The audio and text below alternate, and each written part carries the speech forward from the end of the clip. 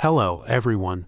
Omni-sensei here with What If I Was Reborn as the Ultimate Spider-Man, Part 3. If you enjoy this content, smash the like button. If you haven't already, subscribe to the channel. Don't forget to check out the original story linked in the description. Opening my eyes to see a blue sky, I lift myself from the puddle that I landed in. Ugh, that's gonna leave a mark. I then started to get up and put my hand against the trash can that broke my fall. I start to get my bearings before trying to remember what happened. Vulture, Osborn, Claw, Lose, Dream, Kindred. Man, I really need to reevaluate my life choices.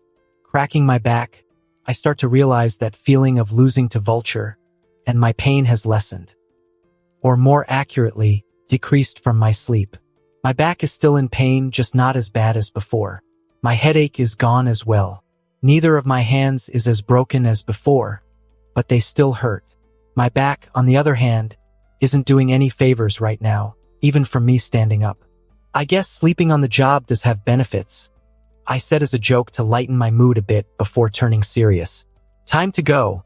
And this time, Tooms, you're the one who's gonna have an identity crisis. I started running with newfound vigor, then jumped, shot my hand out, and pressed my web shooter to begin swinging.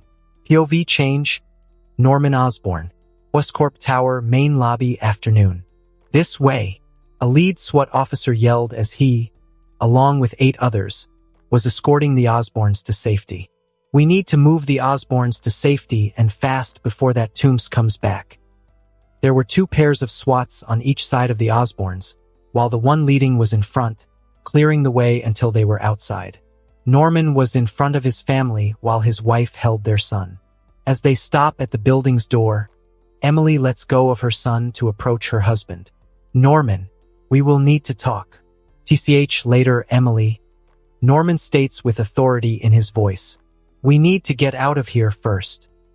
Emily, not being new to Norman's authoritative and dismissive attitude, continued to press on even in this dire situation.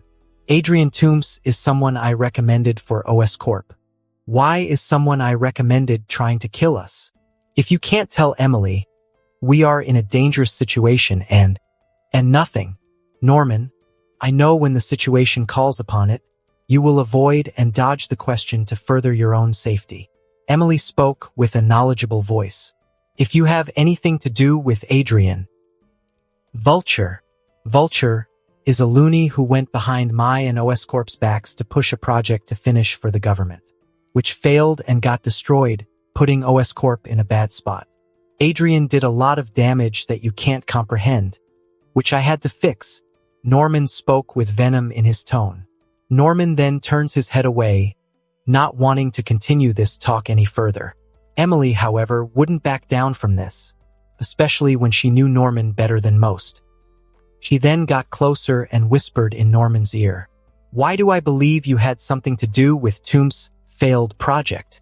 Emily couldn't see Norman's expression, but she could feel something waver as his body went stiff. If I find out whatever you did to turn Adrian Toombs into a loony, I'm taking Harry and we're both leaving you. Understood? Osborn. Norman didn't let a whisper out. If you didn't hear him breathing, you wouldn't be able to tell he was alive. Understood. Norman finally said without looking back. We will talk after this, Norman. Emily wanted to make sure their point got across, but Norman seemed not to have noticed, more likely not to have cared enough. Norman, we will. Ma'am, please quiet down. This is a very hostile situation. The lead SWAT officer spoke with the command in a voice. Norman was slightly smirking, and Emily quieted down. Sorry, Emily spoke in a soft voice. Understandably, you're upset by the situation, but we need to move quietly and efficiently, lead SWAT said, before turning to his teammates. Team, listen up. We're going out hard and fast. Our priority is to get Osborns to the car. Yes, sir. A few of the officers saluted. The lead officer then pointed to one of the officers. Jefferson, you take points. Evans, cover our rear. Jackson, you're with me. We'll escort Osborn and his family to the car. Remember, our objective is to extract the hostages. No unnecessary risks needed. Yes, sir, the SWAT team said in unison. As the lead officer was about to lead ahead, Norman spoke up. Sir, I don't mean to upset you or to tell you how to do your job, but may I ask what we are going to do when Vulture comes back? My bodyguards couldn't stop him. Why would yours do any better? Norman questioned, Emily just sighed, and Harry agreed with his father somewhat. Sir, I said no need for unnecessary risks. I didn't say we couldn't neutralize the Vulture while saving the Osborns. Excuse me, you want to use us? Before Emily could finish her sentence, the officer spoke first. As a way to draw the Vulture in for capture. Yes, that is the plan, ma'am, if the Vulture comes for you. Are you crazy? You can't just risk our lives for a chance at capturing Adrian, Emily said. Excuse my wife's words, but I must agree that this seems a little unsafe for my family and me. True, that would be unsafe. Almost as unsafe as talking back to or questioning an officer on duty, while also being protected and escorted from their own building while being chased by an elderly person in a metal flying suit that blocks our bullets and flies faster than any living creature. He said to Norman, then pointed to Norman, then to Emily. Which was made possible at his company, from which you volunteered for it to happen, Ms. Osborn. He finished, then turned around and focused on the task at hand. Emily didn't utter another word after being blamed for volunteering for Adrian, while Norman was amused. Get ready to move, as the officer spoke to not just his men but also to the Osborns. Now move. They are then rushed out of the building by the officers. Harry is going first while the married couple follows behind.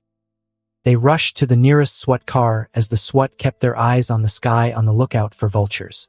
As Harry was making his way into the vehicle, Vulture could be seen rushing towards the Osborns at blinding speed as he did before. But this time was different.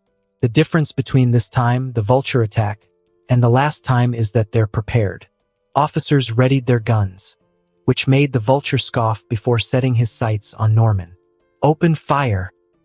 The lead officer yelled, and Vulture was caught by surprise when an electric net opened and caught him while in the air. Vulture lands on the ground, a little disoriented from the landing. He then regains his senses and tries to destroy the net, but he is then tossed over and over with metal batons. The blunt weapons did little to harm Toombs, but the electricity wasn't something Vulture had prepared his suit for. And due to his old age, even with the suit helping him negate the fatigue and tiredness of his age, he was still feeling the effects from his last battle with Spiderman. Before Vulture could retaliate, he was then hit again with pressurized water. This came from multiple fire trucks that were called in just in case a fire broke out. Along with being tossed, they stop hitting him with blunt weapons for not wanting to get electrocuted.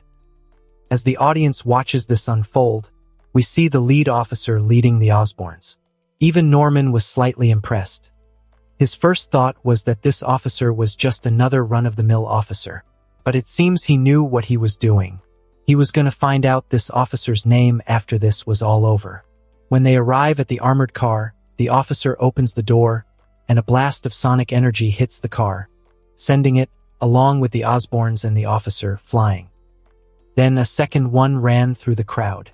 And then there was a third, which was aimed at the people keeping Vulture suppressed. Vulture uses this opportunity to escape from the net and take flight in the chaos of what's going on. Over in an alleyway, an individual can be seen walking into a van before looking up to see Vulture flying around and trying to gain him. Can't have you going down too fast now, can we, mate? We still needed the distraction. The individual then looks in the front seats and jumps in. All right, time to pack things up, Eric. Drive. You got it, boss. The now identified Eric begins to drive off. Linda, sweetheart, did we get what we were ordered to retrieve? Yes, and a lot more extra for us. The woman named Linda said it on her computer. Ha ha ha, goody. Claw laughs to himself as the thieves drive off. The Vulture then looks to see the white van leave. It doesn't take him long to figure out that it was Claw who had assisted him in his escape. Damn, that Claw, Vulture says under his breath with a hint of annoyance, using me as a distraction while he leaves with the goods. TCH, typical. Norman is the first to rise. looking for both his wife and his daughter. The blast of sonic energy distorted him. He then tries to call out to Emily as the crowd finally runs away after the sonic blast hits them. Emily! Emily! Harry! Emily! Norman screamed, looking for his family. Emily! Harry! Emmy! Before he could finish his call out for his wife, he was brought down by someone. Down! It was the officer from before. Norman then flicks a swish of hair past him. He sees the blur of Tooms flying away. Norman eyes the officer and gives him a nod of approval before continuing to look for his wife. Norman finally spots Emily and runs to her. Emily! Norman, I can't find Harry, she said, not noticing the blood leaking from her head. We need to find him. We will. I promise, Norman said, looking directly into his wife's eyes. But we need to get you to safety. No, not until we find our son. She screamed and turned around to look for her son. Harry! Harry! The lead officer then pulled her to the side as a rush of wind passed over them. The vulture curses as he misses another Osborn again. We need to move. Not without my son. As Emily spoke those words, they all heard Harry yell, Dad! Mom! Harry screams for his mother and father. Norman and Emily run towards their son, calling him out as well, while the officer shakes his head. Harry! M.O.M. Harry! We're coming! Both Norman and Emily get closer to her son, while Harry runs towards them as well, as they were mere centimeters away. The officer brings them down. Oh, Dad! They both hear Harry's cry as Vulture takes their son into the sky. Harry! Emily screams in terror. Norman gets back up and screams towards Vulture. Tooms! Bring my son back! You bastard! Norman screamed. Vulture laughed at Norman's bellows of rage. He then flies higher and away from Norman and Emily. I told you you would regret this, Norman, he said, venom in his voice. If I can't get my revenge on you, then now your son will pay the price. As those words left his mouth, he dropped Harry. As Harry falls, Norman and Emily can only watch as Harry plummets to what could be his death. Ah! Harry screamed. Harry/son. Both parents screamed. As Harry was meters from the ground, a red and blue blur caught him. Harry is then swung towards his parents, who embrace him. They look over to see Spider-Man, standing strong while staring down Vulture. Spider-Man, you should have stayed down. Vulture screamed, but Spider-Man didn't say anything back as he jumped and confronted Vulture one more time. Vulture, injured from earlier, gets tackled to the ground by Spider-Man. As both of them roll in the middle of the street, Vulture and Spider-Man separate from each other. Back to my POV. I staggered in the middle of the street, my hands throbbing with pain. I could barely keep my balance, the earlier fight with Vulture taking its toll, and the adrenaline was wearing off. The Osborns cowered behind me, their faces etched with fear. Well, escape Norman as he was guiding his family away. The Vulture then takes to the air once more. He hovered in the air, and I then noticed his damaged suit. It was slightly smoking. I looked around and saw water on the ground and a few heavy-duty officers. Most likely, he fought the officers and was already tired from our earlier skirmish. Vulture breathed hard but took notice of my weakened state and grinned cruelly. Vulture hovered in the air, his damaged suit smoking slightly from the earlier skirmish with the officers. He noticed Spider-Man's weakened state and grinned cruelly. You're not looking so good, Spider-Man, Vulture taunted, his voice amplified by the mechanical enhancements in his suit. I gritted my teeth, summoning every ounce of strength I had left. I can still take you down, Adrian. I then jumped up and started swinging towards Tooms as he rushed me as well. We both started fighting it out once more. We both were injured from our earlier fight, but Vulture seemed to be even more so due to the interventions. Despite my own injuries slowing me down, I had managed to gain the upper hand, using my agility and quick reflexes to outmaneuver the now slower Vulture. With a swift swing, I landed a solid kick on Vulture's chest, sending him staggering backward with a grunt of pain. Even with carbonadium, Tooms was still a very old guy fighting a superhuman. As he then plummets to the ground, he crashes hard. He barely managed to get back up. "Give it up, Tooms. You're lost," I said, trying to end the fight due to my own injuries tearing me down. Vulture, breathing heavily and visibly weakened, suddenly grinned. My spider sense was making a low hum sound in my head. "Not so fast," he said, his voice carrying an ominous tone. "This dog still has a few tricks up his sleeve." Spider sense. I tried to rush and stop whatever Vulture was about to do, but with another warning, Vulture let out a piercing sonic scream, the sound waves crashing into me with incredible force. Unlike Claw's sonic blast, which was a focus beam, this was a burst of sonic energy that would hit anyone in the area. I clutched my head in pain as my enhanced senses were overwhelmed by the intense noise and force of the attack. I dropped to my knees, struggling to stay conscious as the sonic attack disoriented me. The Osborns watched in horror from their hiding place, their fear growing as the battle took a turn for the worse. The Vulture flies straight towards them before stopping right in front of them. "Now, where were we?" "Tooms, you can take me, but you will not harm my son," Norman bellows at the crazed villain. Vulture smiles at that. "Okay, Osborn, I won't take your son. I won't take you either." Vulture spoke in a calm tone. Norman was bewildered by the sudden change in attitude. Emily then speaks up in an attempt to stop the madness from going any further. "Adrian, you don't have to do this anymore. We can talk you through what happened with your inventions and get your job back at OS Corp, and everything can be restored," Emily says as Norman looks at her like a stranger. "You misunderstand me, Ms. Osborn. I said I wouldn't take Norman or his son." Vulture's calm expression changes to a cruel smile. "I said nothing about you, Ms. Osborn." As he says that, he grabs Emily and soars into the sky. Norman's and Harry's screams can be heard from down below. "Ah! Emily! M.O.M." As Vulture soared into the sky, Emily Osborn in his grasp, Norman and Harry watched in terror from below. The suit's mechanics crackled ominously, a sign of its imminent failure. "You are the one who gave that job in the first place, Osborn. Adrian." "I'm sorry." Emily screamed as she was brought higher and higher into the air.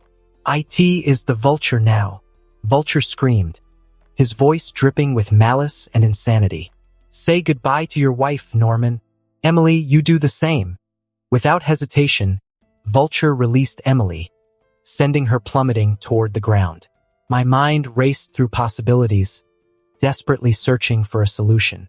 I then shot my palms out to catch her in a web. Squirt, squirt, squirt, squirt, nothing. As I look at my web shooter, it was destroyed by Vulture's earlier scream. She was too far away. I was too far away. I couldn't cover the distance in time. I wasn't fast enough. I then started running, pushing my body to its limits, but I knew I wouldn't reach her in time. I didn't have my webs, my legs felt like jelly, and yet I still ran. As the distance closed, I could see her head hitting the pavement with a splat sound. I could see both Harry screaming and Norman yelling in anger.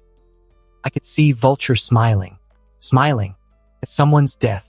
I couldn't let that slide. I can't let someone like this win. I needed to move faster. I needed to be faster. Speed. I needed speed. Speed. As I was 20 to 30 yards away from her, I could see her head about to collide with the pavement. Then something unexpected happened. A surge of energy coursed through me. My movements became a blur, and the world around me slowed down as I accelerated beyond my previous limits. With newfound speed, I grab onto Emily while in the air, catching her just before she hits the ground. I hold her in my arms, breathing more heavily than I have in my life. Landing safely on the ground, I gently placed Emily on the ground that was going to help end her life before ensuring she was unharmed. She seemed to have passed out from the fall. The other Osborns, witnessing the miraculous save, sighed in relief. Norman comes over, picks up his wife, then looks in my direction. He gave me a nod before running away with his wife in his hand. I turned my attention back to Vulture, ready to end the fight once and for all. No. You shouldn't have been able to save her. He was destined to pay. You all will pay. Vulture yelled in madness, and then suddenly his wings thrummed with a new energy. He opened his mouth, and another piercing sonic scream erupted, sending shockwaves through the street. Car alarms blared, windows shattered, and I staggered backward, clutching his ears in agony. The Osborns screamed, covering their ears as well. I struggled to maintain my focus, my senses reeling from the intense sound waves. Is that all you've got? I shouted defiantly, though his voice was barely audible over the noise. Vulture's eyes gleamed with triumph. He increased the intensity of the sonic scream, aiming directly at me. The force knocked him off my feet, sending me crashing into a nearby car. As I struggled to get up, I saw Vulture descending, ready to deliver the final blow. Desperation fueled me once more. With a burst of determination, I used my newfound speed to run past Vulture. "Ha!" Vulture exclaimed. As I was near a few power lines, I yanked them down with a shower of sparks.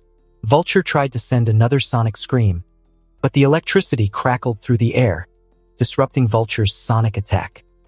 He screamed in pain as the electrical surge overloaded his suit momentarily, giving me a crucial opening. With a renewed sense of purpose, I sped towards him as a blur and got into action, dodging Vulture's retaliatory strikes and delivering precise, calculated blows. Despite my injuries hitting the roof, I fought with a ferocity born of protecting innocence and overcoming my own limitations. To others, I was seen as nothing more than a blur. This new speed I gained made it impossible for the Vulture to land a hit. Finally, with a well-timed punch and kick maneuver, I then ensnared Vulture's wings with my web fluid that I keep in a capsule, which grounded Vulture with a resounding thud. Vulture struggled to break free, but my webs held strong. You can't beat me," Vulture gasped, his voice strained. His body had surpassed its limit. I stood tall, my breath ragged but defiant. "I just did." As the police rolled in, the scene was chaotic.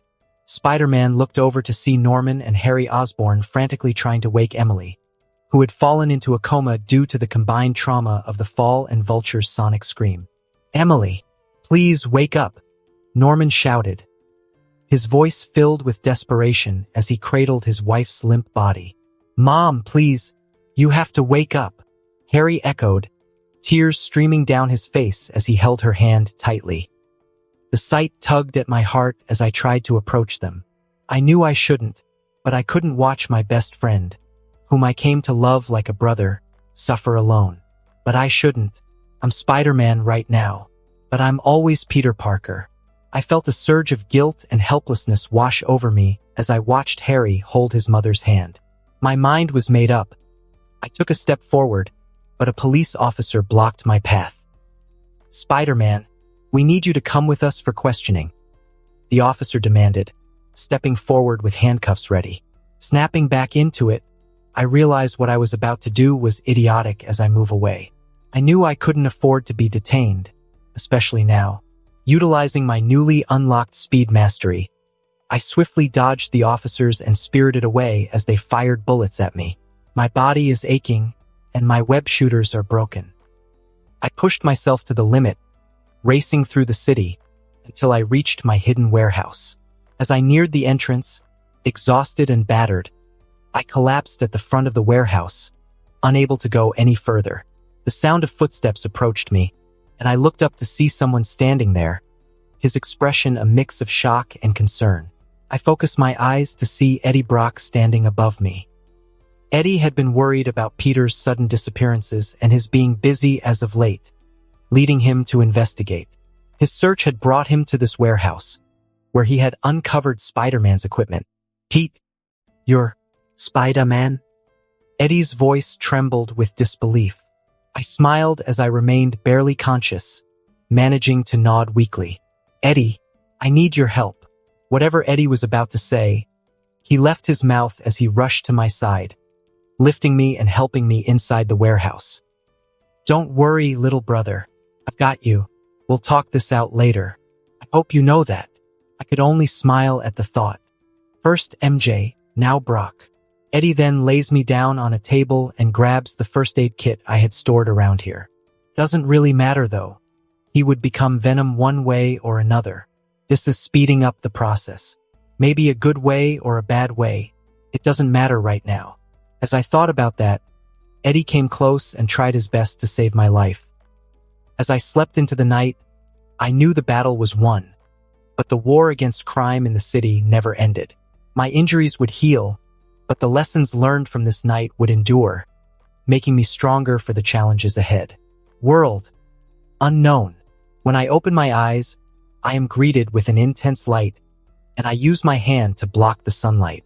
My eyes wander a little bit. The building looks the same as before, and the trash can that broke my fall is also here. Everything is normal except for the sky. The sky itself was red, which, if the sun were setting, would make sense, but it isn't. I look up to see the sun right above the horizon.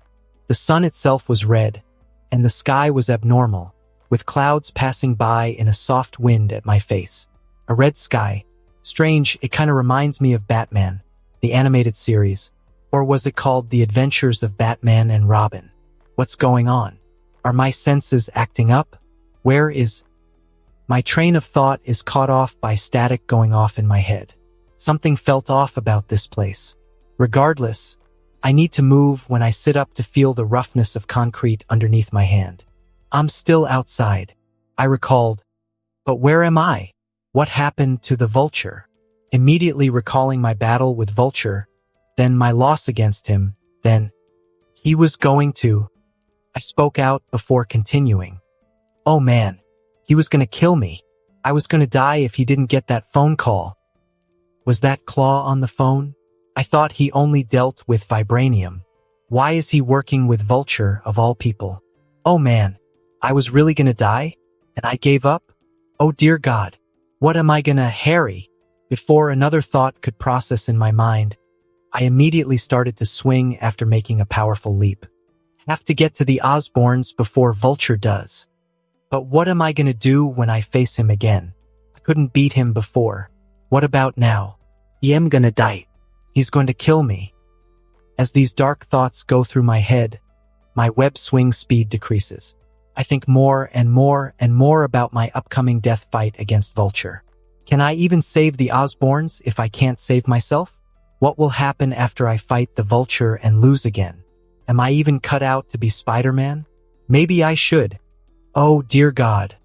While still not close enough to get to Oscorp yet, I can still see it. The building itself, Oscorp, is on fire. Oscorp is on fire. Oh dear God, Vulture. What did you do? My questions further into my psyche. Where is Vulture? Where is Harry? Where are his parents? I have to find them. I have to find Harry. I start to swing more swiftly, looking through the city.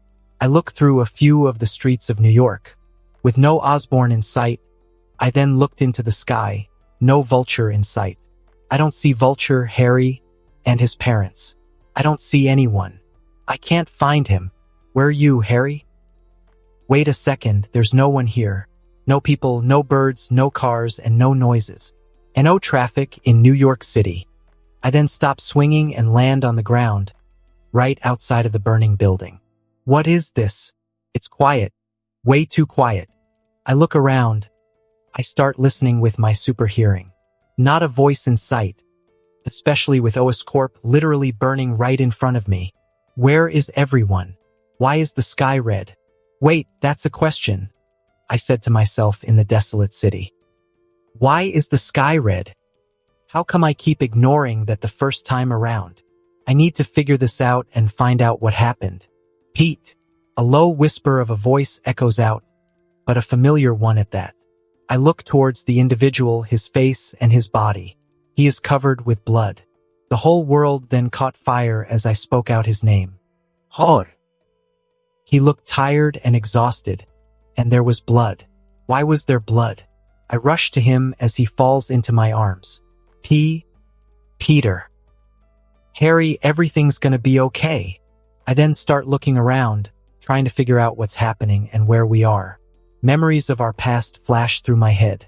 Harry Osborn, my best friend, almost like a brother. Peter, he said softly, almost like a dying whisper. Harry, you need to hold on and save your energy. I yelled. I could hear his heartbeat slow and speed up at unsteady paces. Harry, what happened? Where is Vulture? Where were you?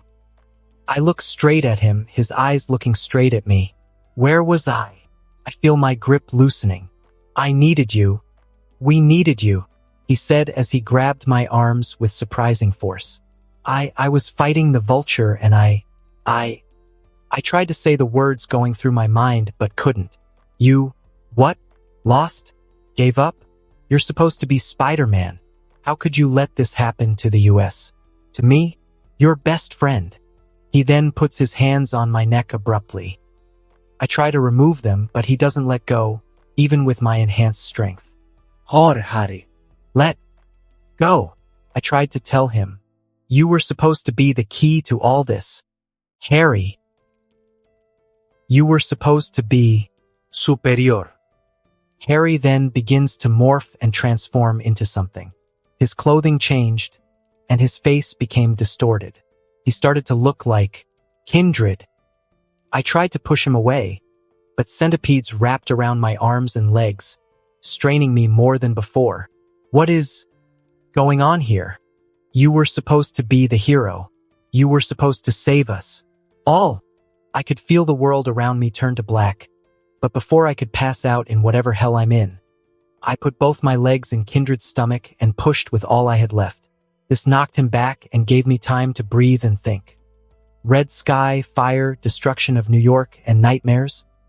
Sounds a lot like a thing from Kindred, or so I hope. I never read that comic book. I then began to look in the direction I shot Kindred in but did not see anything. Okay, that is never a good sign. Okay, let's get this straight. Kindred, a copy of Harry Osborn, that was then transformed into demonic revenants by Mephisto. It is now trying to kill me, and that information might not even be right. That's what I got from a Google search. Okay, I need to focus. Before I could think of what was going on or where I was, I heard a voice. Peter, the voice of someone I loved and would destroy the world to protect. Aunt May, where are you, May? I tried to listen. I even shut off my sight to better focus on my surroundings. But when I open them again, I'm not in the middle of New York. I'm in my neighborhood. I looked around for a few seconds, looking for Aunt May, before I reminded myself of what was going on. The neighborhood in which I grew up was a ghost town. There was nothing here, yet everything was well kept and organized. Where is everyone? Where did they go? I was panicking because this was my neighborhood. Everything is here, yet everything felt hollow. Is this Kindred's doing? But why now? Harry and I are on good terms, and Norman, as far as I know, hasn't done anything goblin related to me yet. So why is Kindred, something created by Mephisto, here? I then looked around the houses and soon spotted my house. I can still hear Aunt May calling for me. Peter? Where are you, Peter? I want to go to her, but I now know what this is. This is a dream, or more like a nightmare, that was created to haunt me. Peter? Oh, Peter, please come to me, son. Nightmare fuel aside, I choose to ignore her. I needed to focus on a way to escape this nightmare prison and fast. Using my otherworldly knowledge for once, I came up with an idea.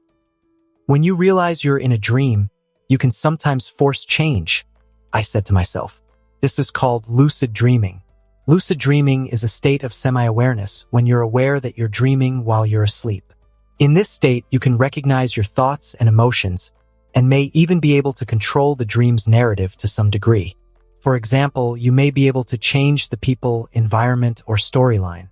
And that's exactly what I'm going to do. Memories began to swim in my head as I pulled up to my school, recalling what it was like to be a child before the day my innocence was taken in middle school. I entered the building. It was empty, a memory of an old life before I became the man I am today. This wasn't just Peter's childhood, but my actual childhood as well. The one is Tony Acer. Why am I here? Wait a second. Why have I been ignoring myself all this time? What happened to me? What happened to my parents and sisters? I was then in elementary school. Stopping at every classroom, I remembered the sound of kids laughing, having a wonderful time, but I was the oddball out. My short time as Peter Parker in my new world, standing up to Flash the bully, was it my chance to finally stand up for myself? Vulture. I shook my head. It was a facade, a farce. In reality, I would have let it slide off me, ignoring it while the pain settled in my heart, while I smiled on. Yet I knew better, as I was taught, due to my upbringing, that someone truly cared for me, someone who loved me no matter what the odds were against me, despite my past failings and improper behaviors, someone with unconditional love. Regardless of my past, I am Peter Parker now, and that's what matters. I left the school silently, and a shadow eyed him carefully. The feeling that something was following me was in the back of my neck. I hoped it wasn't evil, but I'm not a fool. I only saw a few horror movies in my lifetime, and I knew that I was being stalked. I couldn't shake that feeling of impending confrontation. Well, kindred. With a sigh, I turn around to look for my advisory. Let's get this over with. I know what this is. This is just a dream, a nightmare to keep here and be tortured. It won't work on me anymore. So come out so I can stop the vulture. An ominous voice begins to speak. Oh, so you want to be let out, but with no contest of your situation that you are in. Yet, you want to go back to fighting for a battle you don't believe you will win. I just roll my eyes. Yeah, well, it's not like I have a choice in the matter. I need to go and at least try to stop the vulture. It goes quiet for a few seconds before the voice speaks again. Instinct. What? I heard it whisper out. Instinct? What about instinct? What makes the king and what makes the horse? Really? A Bleach reference. Humor us. What decides these things between animals? Animals? Really? And us? Whatever, is it instinct? Why? Sighing to myself, I begin to explain. Identical beings need to develop a killer instinct to gain power and get stronger. And this instinct is forged in battle. Why is this important? I don't have time for this, kindred. You think we are the villain known as Kindred, that you only heard about in a comic book? At first, yes.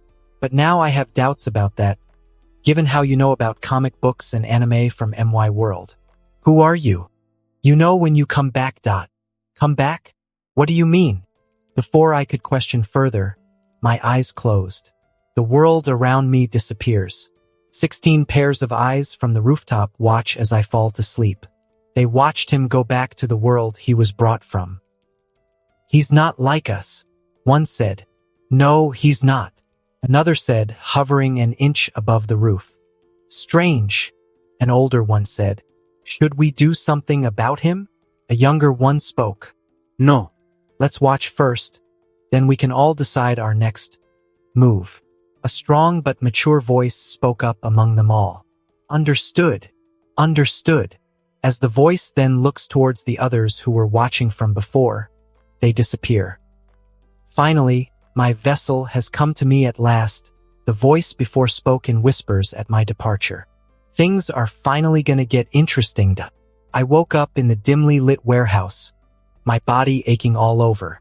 I first wondered where I was, looking around in confusion, until I heard a familiar and sarcastic tone of voice. Welcome to your spider cave, Pete, Eddie Brock said, leaning against a nearby table with a smirk. I tried to sit up, wincing from the pain. Eddie walked over and sat next to me, his expression shifting to one of concern. You really did a number on yourself. 2 nearly broken wrists and hands, torn muscles in your legs, a few ruptured organs, serious bone fractures along your back, and some broken ribs. I stared at him in disbelief. Okay, I knew Peter survived some nearly deadly stuff, but how am I even alive? Did Vulture's sonic scream do more damage to me internally than I thought? Before I could even start first aid and figure out how to help you, you started healing on your own, which helped a lot. It's freaky, but I guess that's one of the perks of being superhuman. Eddie sighed as he continued to explain. I mainly help with your outside wounds. I couldn't do much for your insides, as they were healing on their own. I had to leave and gather water and applesauce so you wouldn't starve or dehydrate yourself while healing. My body must have been pushed to the limit and was forced to put all my energy into a speedy recovery. In doing so, I used the majority of the nutrients in my body. I shook my head slightly before asking a question. Why didn't you call 911? Eddie looked away, hesitating before answering. I couldn't do that to you without an explanation. Besides, Eddie coughed into his hand, clearly uncomfortable. Your AI stopped me. Rika? My eyes widened slightly, and I smiled as I looked at my phone to see it all. I didn't know she was in this development. Did she override my phone in order to give flash commands? Eddie nodded. Yeah, she kind of talked me out of it. Mentioned how I should help you and told me that after a lot of rest, you would be fine. Thanks, Eddie. I owe you one. I chuckled weakly, appreciating the attempt at humor despite the situation. Thank you too, Rika, if you are still online. Just get better, okay? We'll figure out the rest later, Eddie said with a smile, patting me on the shoulder. I wince a little and he moves his hand away quickly. Sorry. Eddie and I sat in silence for a moment, the weight of the situation hanging heavily between us. Currently, I was thinking about that speed I had while fighting the vulture. What was that feeling? I couldn't feel it now, like it was never there in the first place. Eddie then let out a sigh, breaking the tension. Pete, I have to ask, why are you dressed in a red and blue costume, fighting criminals? And why didn't you tell me? I thought we were close.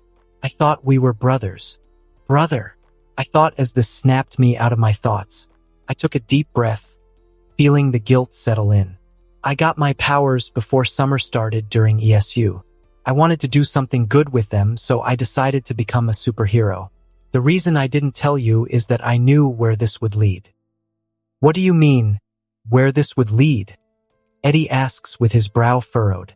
You would have most likely told me to stop this, and if I refused, you would tell Aunt May. I said as I looked down, slightly ashamed about not telling him. Eddie didn't say anything for a moment, then sighed again. Slight frustration was building. So who else knows? If your aunt doesn't? No one except. I hesitated before answering. Mary Jane does.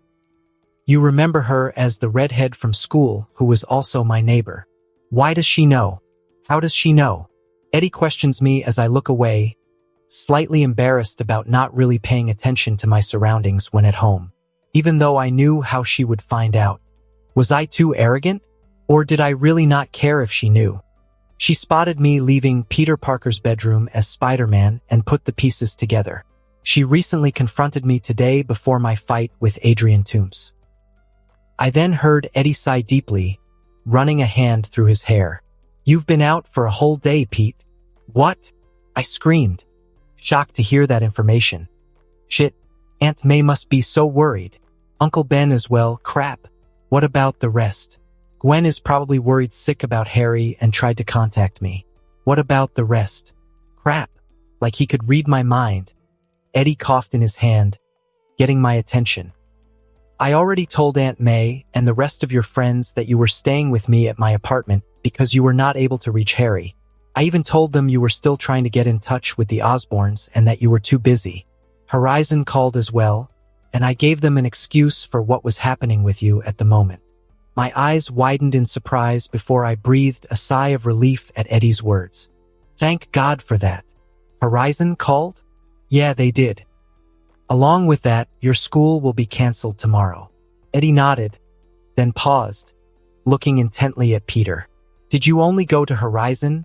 Not for Peter Parker, but to help Spider-Man? I looked away and sheepishly blushed, then nodded. Yes. Eddie stood up, his expression conflicted. We'll talk later, Pete. Get some rest.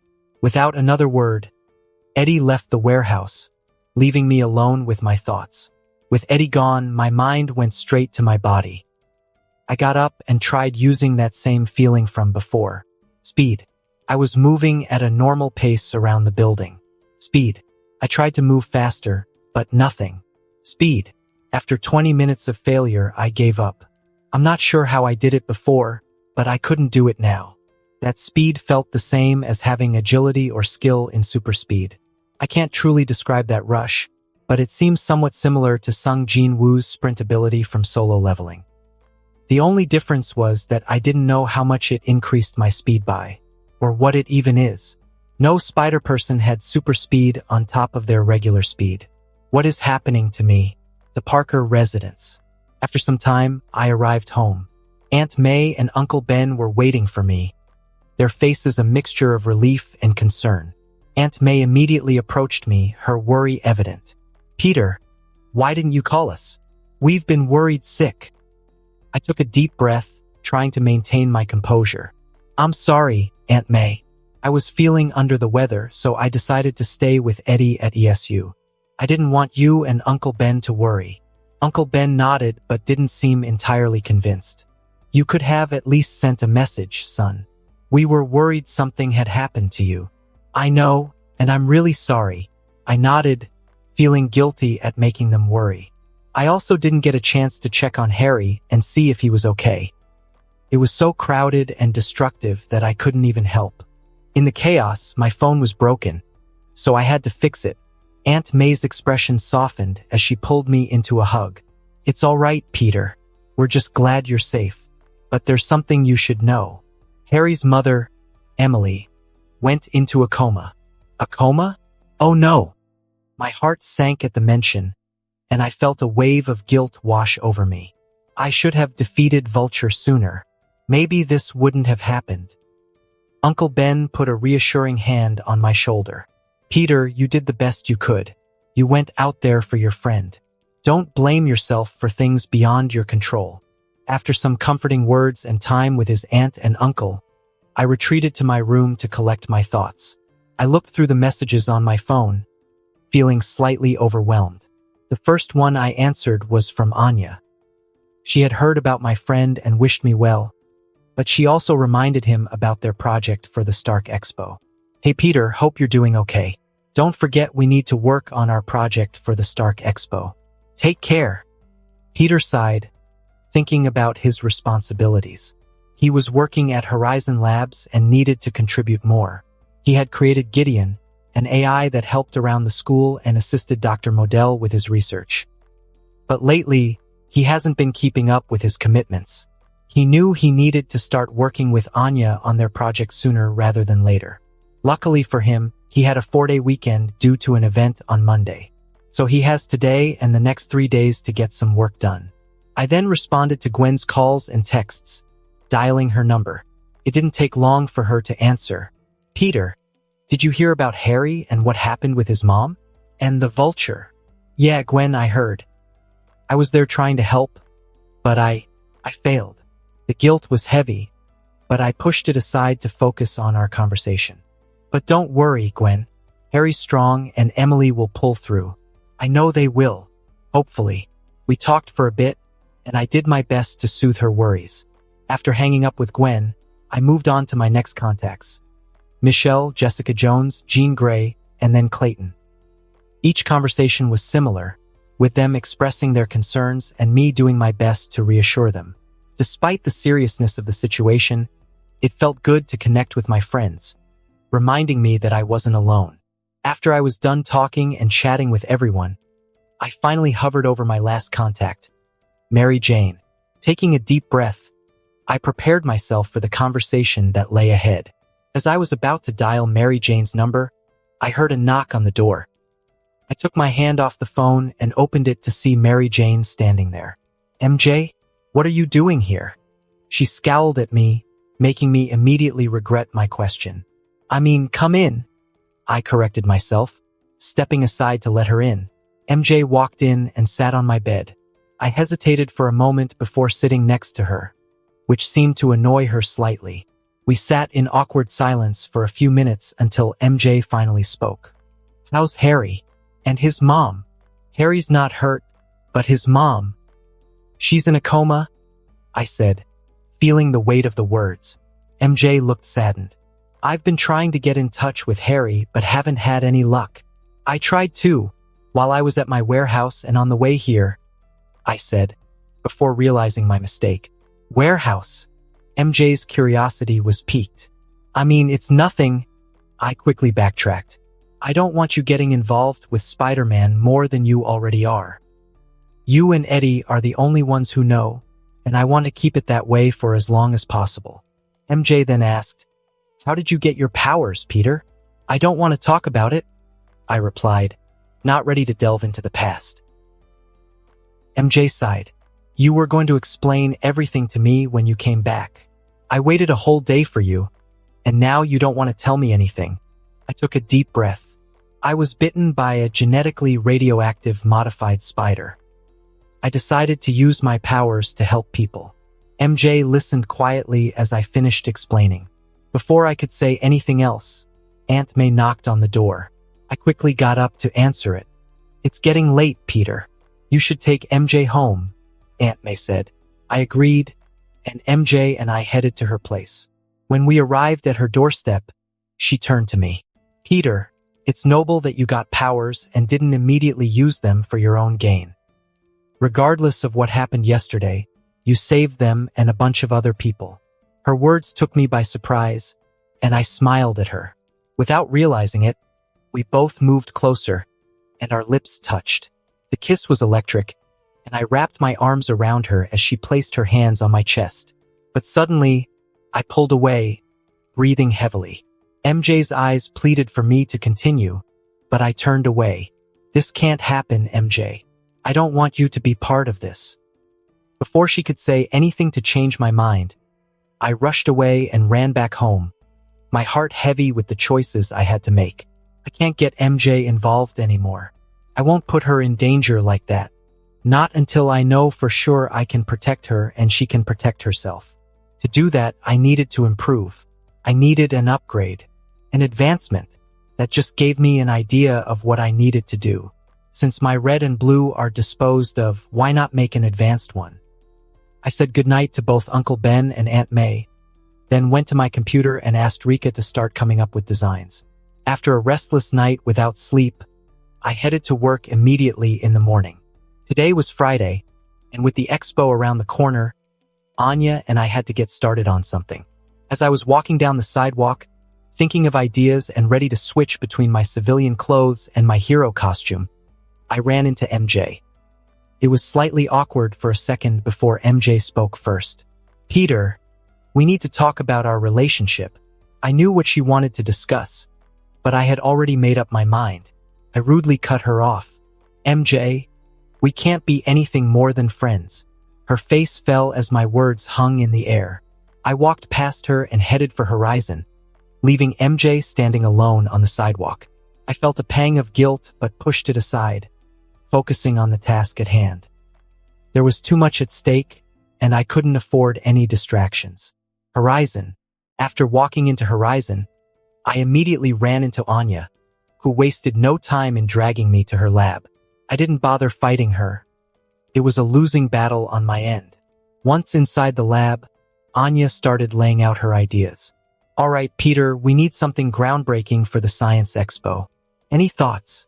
I nodded, trying to focus despite my fatigue. "We need something different from Gideon. How about we explore these ideas I had come up with and even started making? 1. Portable fusion reactor. A small, portable reactor that could provide a limitless energy source for various applications, from powering cities to helping with space exploration. 2. Smart fabric. A fabric that can change its properties based on environmental conditions. It could regulate temperature, provide protection against impacts, or even change color and texture. 3. Advanced prosthetics. Developing prosthetics with enhanced capabilities, like increased strength or dexterity, using cutting-edge materials and Neuralink technology. 4. Environmental cleanup drones. Drones designed to clean up pollution, especially in oceans and other hard-to-reach places. They could use AI to detect and remove pollutants efficiently. 5. Holographic interfaces. Creating advanced holographic displays that can be used for interactive learning, medical applications, or even as virtual assistants. Anya's eyes lit up, and then Anya questioned me on the portable fusion reactor, calling me a madman for suggesting it. She also, if she finds out I have been working on something so dangerous at Horizon, would personally kill me. Funny thing is, both Gideon and Rika said the same thing to me either at home or at my base. "We're not Tony Stark, Peter," she said, striking a nerve as I remembered Tony Stark laughing at my idea at one of the first expos I attended. It's not like I even began working on a way yet. I want to at least get the funds for something like that in the future, and I might have an idea how. Anya continued, "The smart fabric sounds fantastic, but with Reed Richards' recent discovery of unstable molecules, it would be overlooked. Advanced prosthetics are amazing, but the testing required and the time needed would be well past the expo date. Along with Dr. Otto Octavius, I have been working on a way to do that as well and have not yet succeeded.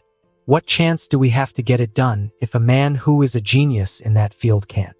She is right, even when I was trying to include tech similar to my stealth suit, but advanced prosthetics is a little too advanced for me in my current setup and equipment. Environmental cleanup drones are nice, but it would take too long to develop an AI to command each and every drone, she said, and I listened to her feedback on the drones and couldn't help but nod to her. Her comments made me think about Avengers, Age of Ultron, and how Tony ran into the same problem when one AI was controlling multiple things at once. Unstable molecules are overall better than my idea of smart fabric, though I already started making some during my process of making my stealth suit. I scrapped it because it was too heavy and not really meant for stealth operations. That left us with holographic interfaces. We both thought it was a great idea, but it was not enough to win the expo. I then listed off 10 more ideas, determined to find something that would stand out. 1. Quantum computing module. A compact and powerful quantum computer that could revolutionize data processing. It's beyond my reach and would take much longer than advanced prosthetics to make functional. 2. Augmented reality education system. A system that uses AR to provide immersive educational experiences in real time. Still to advance. 3. Self-healing materials. Developing materials that can repair themselves when damaged. Something I was already working on for my future suits. I didn't want to go home and knit my costume back together after every big fight. 4. Bioprinting organs. Advancing bioprinting technology to create human organs for transplants. I don't have knowledge about the human body and anonymity, so I'm putting this on hold for now. 5. Wireless energy transfer. A method to wirelessly transmit power over long distances. I was thinking about Ben 10's feedback when making this. 6. Autonomous rescue robots. Robots designed for search and rescue operations in disaster zones. Same problem with the earlier drone idea. I'm not making an Ultron. 7. Personalized medicine dispenser. A device that dispenses medication based on real-time biometric data. If I had more knowledge about the human body and anonymity, it would be possible, but I don't, so this remains on the shelf along with bioprinting organs. 8. Enhanced solar panels. Solar panels with significantly higher efficiency using nanotechnology. I was thinking about Superman when making this. 9. Carbon capture technology. A portable device that captures and stores carbon dioxide from the atmosphere. Harry actually talked about this once. He thought it was a dumb idea, and I told him he was brilliant. 10. Neural interface devices. Devices that allow direct communication between the human brain and computers. Oh, actually, I think I can pull this one off. If the holographic interfaces aren't enough, we'll build multiple things and decide then, I said, determined. Anya raised an eyebrow but then smiled. All right, let's get to work. We have a lot to do. We spent the next few hours brainstorming, sketching designs, and mapping out our plans. It was the distraction I needed, diving into the world of science and innovation, temporarily pushing aside the chaos of my double life. After a while, we decided on the neural interface devices. This was something I had already been working on with both Rika and Gideon on the side. I never got around to finishing it, but now I have a reason to. Thinking about it, I realized it could have many applications, including upgrading my Spiderman capabilities. Speaking of my spider side, I needed to make a new suit, a better suit, and I already had the designs and ideas for it. I shared the plan with Anya and she was on board. This is groundbreaking, Peter. If we can pull this off, we'll be the talk of the science community. I agree, I said, already thinking about the enhancements. This could revolutionize how we interact with technology. As we worked, I couldn't help but think about how the neural interface could integrate with my suit. Real-time communication with my gadgets, enhanced sensory input, and more precise control over my web shooters were just the beginning. I envisioned a suit that responded directly to my thoughts, amplifying my abilities and making me an even more effective hero. We're going to need to work around the clock to get this done in time, I said. Onyonoidid. We can do it. But let's not forget to balance this with our other responsibilities. She was right. As much as I wanted to dive headfirst into this project, I couldn't neglect my duties as Spider-Man or my obligations to my friends and family. But for now, focusing on neural interface devices has given me a sense of purpose and a much-needed distraction from the chaos of the past few days. I made a mental note to start sketching ideas for my new suit as soon as I had a spare moment. This was the beginning of something big, and I was determined to see it through. I was thinking about going on patrol, but my mind was still a little fatigued over Vulture, Harry, Emily, and MJ. Instead of leaving as I had planned, I went back to my lab and began to work on my suit. The neural interface devices were still a work in progress, so that was out of the question for now. I then started assembling a list of things I would need for the suit. A face and body scanning disruptor, a voice modulator, video recording, and better web shooters, along with a few other necessities. I started to think about what else I could add to my suit, and then it struck me like a bullet. Why was I thinking so small? The face and body scan was so that I couldn't be scanned, and people wouldn't find out my age and other details about me. But why stop there? I then began working on a way for my disruptor to disrupt satellite scans, preventing people from tracking my movements by satellite. Next, I began working on one of the things we had denied earlier, smart fabric and self-healing materials. Both would take years to make, even for geniuses, and start testing, but with my intellect, Horizon storage supply, and Gideon's help, I could probably get it done tonight. Spider Suit 1 Malawian Kwacha was on the horizon, and I had about 3 days to get it done in record time. I delved into my work, feeling a renewed sense of purpose. The suit needed to be more than just an outfit. It had to be an extension of my abilities. I sketched designs, calculated the required components, and began gathering materials. Gideon, I called out, I need your help running some simulations. Of course, Peter, Gideon replied. What are we working on tonight? Smart fabric integration and satellite scan disruptor, I said, already feeling the adrenaline of invention kick in.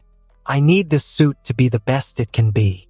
Gideon began running the simulations as I worked on the components.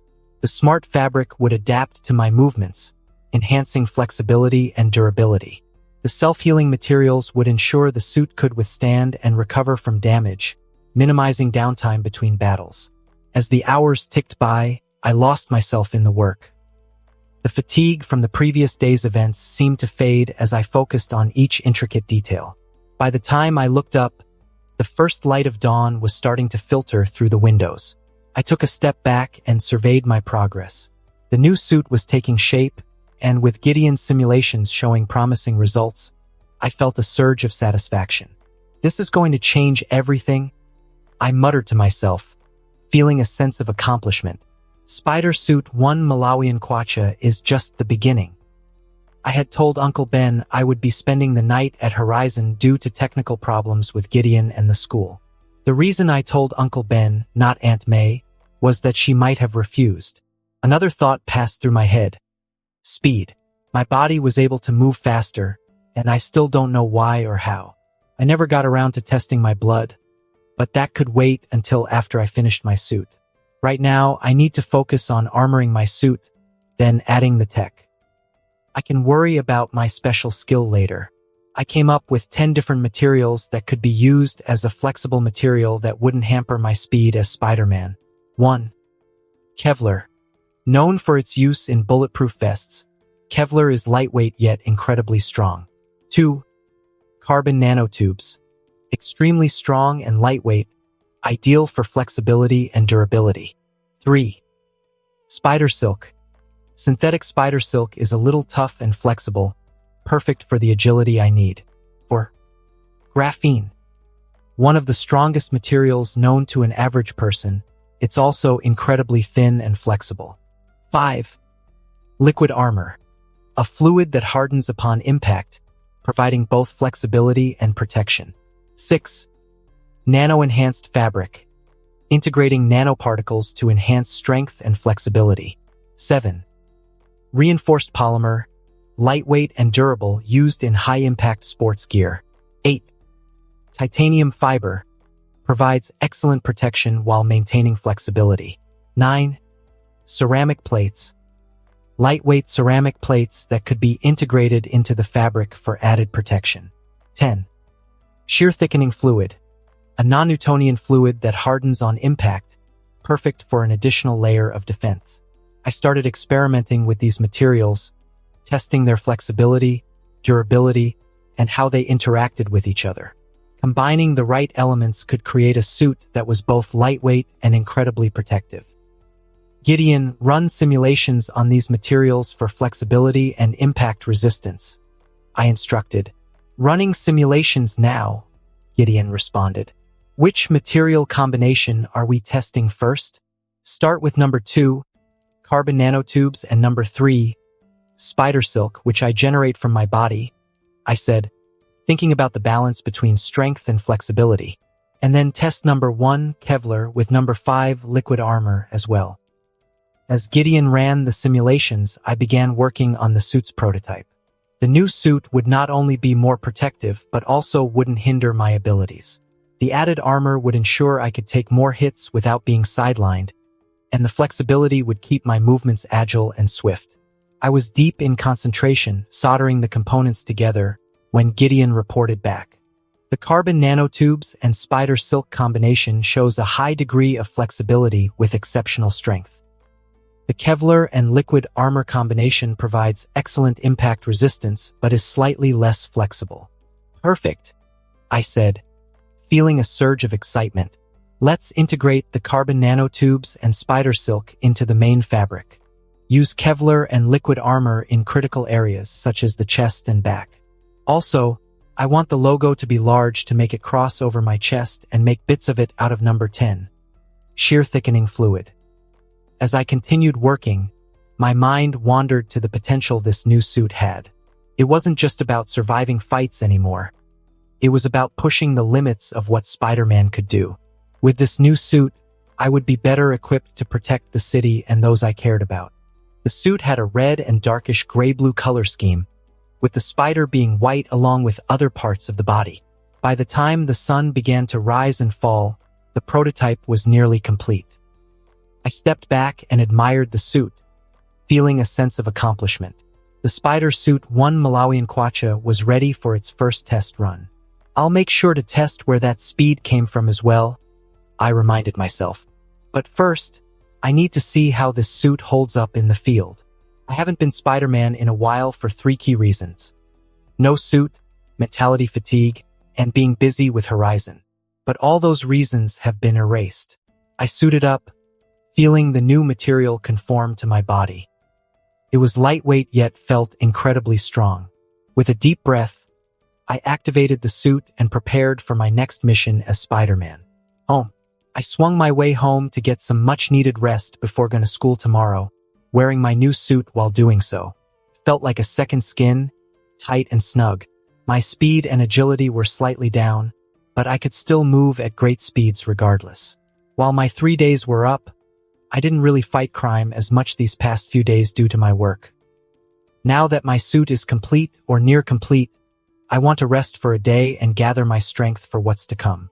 Every day won't always be this peaceful, and that's especially true for Spider-Man and Peter Parker. I haven't been meeting with my friends, but I have been texting them here and there. I also texted Harry and Eddie but got no response from either. Can't blame either of them, though. One just got attacked by a guy in a bird costume, and his mom was put in a coma, while the other just found out the person he thought of as a brother had almost gotten himself killed. They can take all the time they need. After getting home, I went straight to sleep and got some much-needed rest for the day. My mind would sometimes drift to the battle with Vulture, thinking about what I could have done better, quicker, stronger, better. I can't think like this. I need to limit myself. If I don't, I could end up like a power hungry. I need to sleep and forget. Morning. School. After saying good morning to both Aunt May and Uncle Ben, I immediately headed to school. Once I arrived near the school, I changed into civilian clothes and walked out of an alley. I quickly sprinted to school, having 10 minutes to spare. I then headed into the school and ran into Jean. We talked for a bit about Harry and his mom. Have you heard anything new about Harry's mom? Jean asked, concern evident in her voice. Not much, I replied, trying to keep my tone neutral. She's still in a coma. Gwen soon caught up to us, along with Clayton and Michelle. I tried to steer the conversation away from Harry and his mom, not wanting to think about how my battle with the Vulture went. So, what are you guys working on for the expo? Clayton asked, trying to lighten the mood. Anya and I are focusing on neural interface devices, I said. It's something I've been working on for a while. As we headed into school, I noticed Flash and his group giving me the stink eye, which I completely ignored. I saw MJ, and we both chose to ignore each other. After school was over, I went back to being Spider-Man and headed to Horizon to work with Anya on our project and put the finishing touches on the new suit I was wearing. I wished I could put the same tech from my stealth suit into my advanced suit, but that wouldn't work for several reasons. 1. The sweat. 2. The cost. 3. The weight. 4. I've already used too many resources to make the suit in record time. I still need to put in more tech in the suit regardless and perfect Rika so I can put her in my head. That sounded worse coming out of my head than I thought. As I listed these in my head, I saw a mugging going on. I quickly dispatched the mugger and webbed him up before handing the purse back to the woman. Thank you so much, Spider-Man, the woman said, her voice trembling with relief. Just doing my job, ma'am, I replied, giving her a quick nod. I was trying to avoid criticism from people about the Vulture thing. I knew I did horribly and didn't need strangers to tell me that. Before I could swing away, the lady said, "Thank you, Spider-Man." I looked back before jumping and swinging away. A thought went through my head. She thanks me now, but wait until the Daily Bugle has its first word on me. I just now know my public opinion was in the trash. One thank you doesn't change the general opinion. New York. After working with Anya for a few hours, I headed out on patrol. I was currently dealing with 3 goons trying to break into a building. I set my recorder to record the action. All right, let's do this, I muttered to myself. I used the skills I had copied from Taekwondo, performing several named kicks and maneuvers. I first delivered a roundhouse kick to the first goon, a spinning back kick to the second, and a front kick to the third, quickly tying them up with my webs. I sent the recording and called the police. I didn't crack any jokes or say anything witty. I just didn't feel like joking around right now. My mind kept drifting to Harry's mom, Emily. She was in a coma because I wasn't enough. Harry could become the Green Goblin or the Hobgoblin because of this, not to mention his dad becoming the Green Goblin because of this. Eddie might become Venom in the future or something worse. I can't even think about fighting my brother. And then there's MJ. I needed to take my mind off all of this. So there's only one way to do that. Fighting crime. Swinging through the city, I kept my eyes and ears open for any signs of trouble. I spotted a carjacking in progress and quickly intervened, webbing up the tires of the getaway car. Not today, I said, yanking the car door open and pulling the driver out. As I continued my patrol, I couldn't help but think about how everything seemed to be falling apart. But right now, all I could do was focus on the task at hand. Crime didn't wait for anyone, and neither could I. My phone buzzed with a notification. It was from Gwen. "Hey Peter, just checking in. How are you holding up?" I replied, "Hey Gwen, hanging in there. Thanks for asking." "No problem. If you need anything, you know I'm here.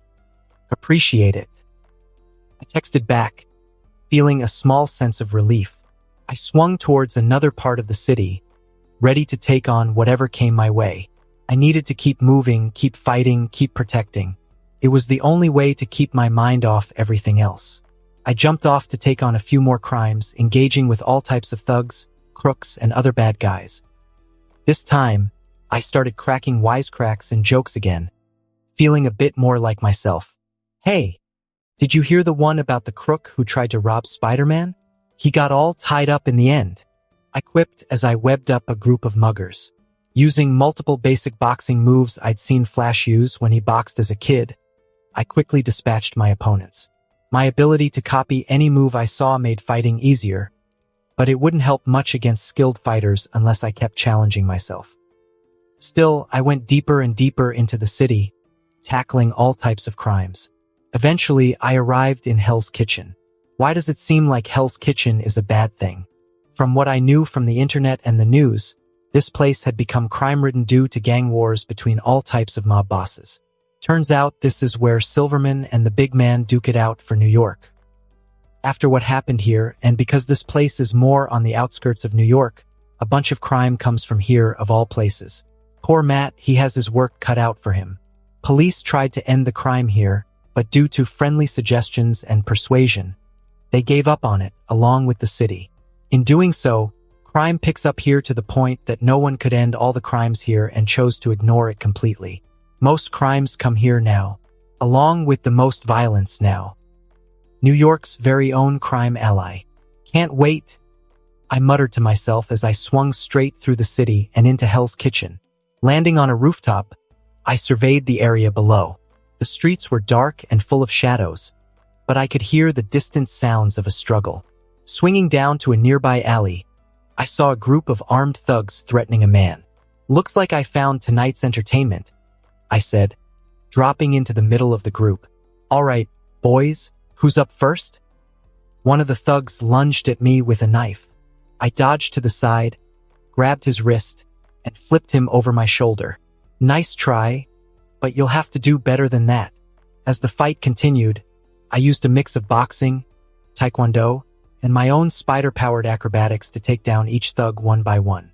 Despite my earlier worries, I found myself falling back into the rhythm of crime fighting, the adrenaline and focus pushing everything else to the back of my mind. After tying up the last thug, I turned to the man they had been threatening. You okay? Yeah, thanks, Spider-Man, he said, clearly shaken but grateful. No problem. Stay safe, I replied before swinging back up to the rooftops. Hell's Kitchen was living up to its reputation, and I knew I had to stay sharp. But for now, I was ready to take on whatever came my way, one crime at a time. I then jump off to take on a few more crimes, taking on all types of thugs, crooks, and other bad guys. I was even cracking wisecracks and jokes again, using multiple basic boxing moves I'd seen Flash do when he used to box as a kid. Fighting was becoming easier. But that wouldn't last long if I didn't challenge myself against skilled fighters. Still, I went deeper and deeper into the city, fighting all types of crime, until I arrived deep into Hell's Kitchen. I had Rika hack the police scanner to find crimes across Hell's Kitchen. Rika, access the police scanner and pinpoint any active crimes in Hell's Kitchen, I instructed. Accessing. There are over 10 active crimes, Rika responded. I knew I had my work cut out for me as I jumped off the roof and headed for the first few crimes, taking down all types of criminals, making jokes, and gaining experience. After stopping 5 additional crimes, I headed towards another crime in progress. When I arrived, I was beaten to the punch. The guy who was attempting the mugging was already down. My first thought was that someone knew how to fight, got the upper hand, and escaped. Spider sense. But my spider sense told me differently as I dodged what flew towards my head. I looked to see what I believed was a metal baton and immediately turned to see him. It was Matt Murdock, aka Daredevil, still in his early vigilante outfit, not yet his iconic red suit. He hadn't made it to his full Daredevil persona yet in his career.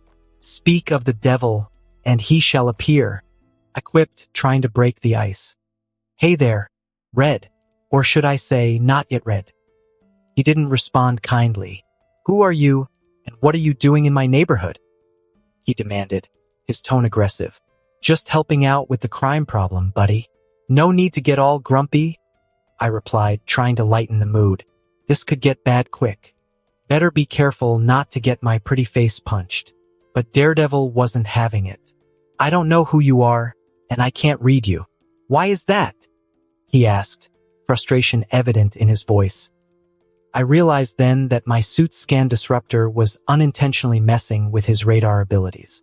Interesting. I didn't think it was possible, or more accurately, I didn't know my scanner was able to disrupt Daredevil of all people. That might be my suit. It's got some tech that probably interferes with your abilities. His frustration turned to hostility as he started to walk closer to me. Turn it off. Can't do that, but let's just talk this out. I began, but he cut me off by attacking me with a quick right hook. Fast. That was my first thought as I dodged effortlessly, trying to talk him down. Whoa. No need to fight. We're on the same side here. But he wasn't listening. Each attack was more aggressive than the last. I said, turn it off. I decided to use my strength to put Matt on the ground, hoping to reason with him. Surprisingly, he calmed down and said he understood. Okay, you win. I apologize. Let me go, then we can talk. I believed him as I let up and extended my hand to help him up. Spider sense. As he grabbed my hand, my spider sense went off, but it was too late. Murdoch used an Aikido move on me. Before I knew it, I was in the air and then on the ground. He had my arm behind my back, pressing hard on me. Who sent you? He ordered. But this only pissed me off more than it should. A thought crossed my head. Spider-Man and Daredevil might be friends in the future, but right now he just made me angry. Using my strength, I got him off of me and used the same Aikido move he'd just used on me. He was slightly bewildered by my sudden knowledge of Aikido, but I didn't care. I rushed him in a boxer stance, left hook, then a right hook to his face. I held back, but that didn't mean he wouldn't feel it in the morning. We had an all-out brawl in the alley. Murdoch used all sorts of techniques. Boxing, Muay Thai, wrestling, Kung Fu, Wushu, Judo, Aikido, Brazilian Jiu-Jitsu, Capoeira, Jeet Kune Do, Taekwondo, Eskrima, Silat, and even Ninjutsu. If only he knew, the more techniques he showed me, the stronger I became. At first, I took the hits, not wanting him to know I was learning from him. After a good 5 minutes of me getting beaten up, I started fighting back. Every technique he used, I copied and then used against him. The major difference in our techniques?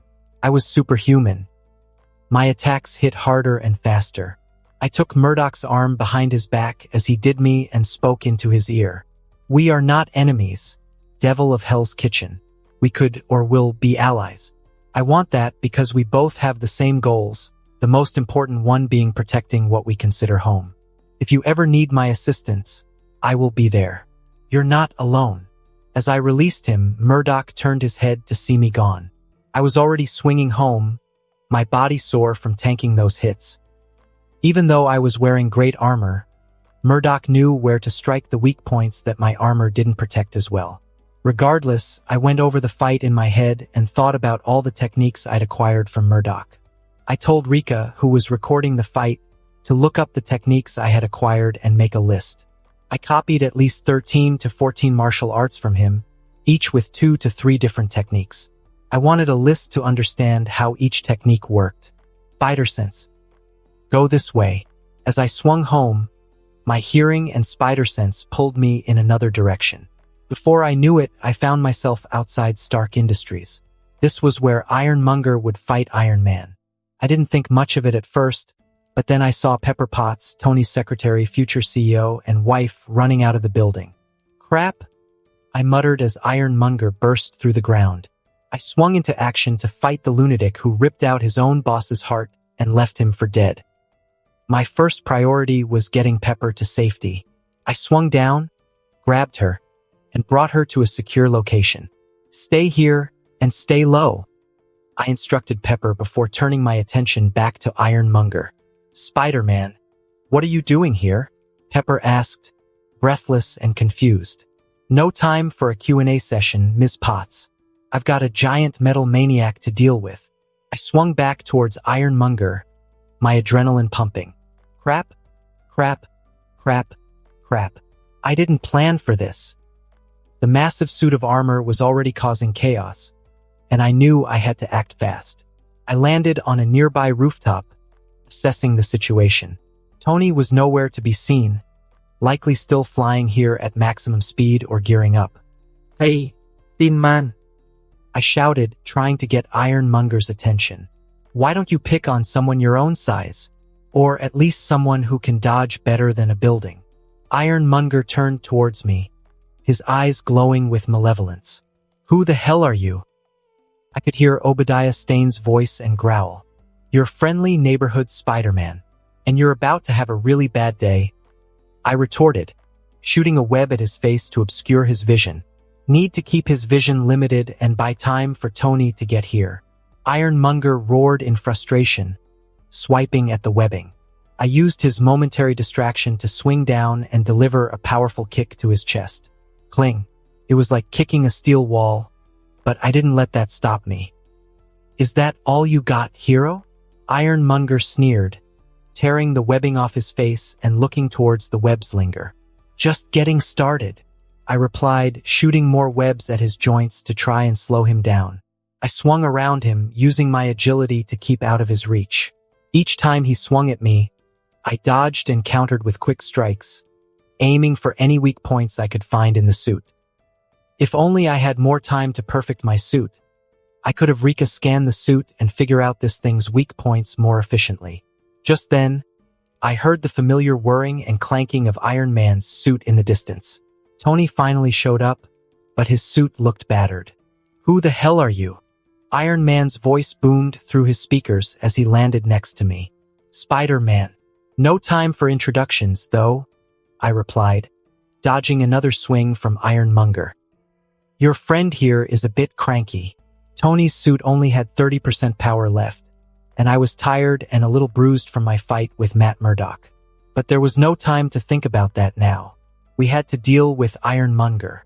Let's take him down together, I suggested, seeing the determination in Tony's eyes.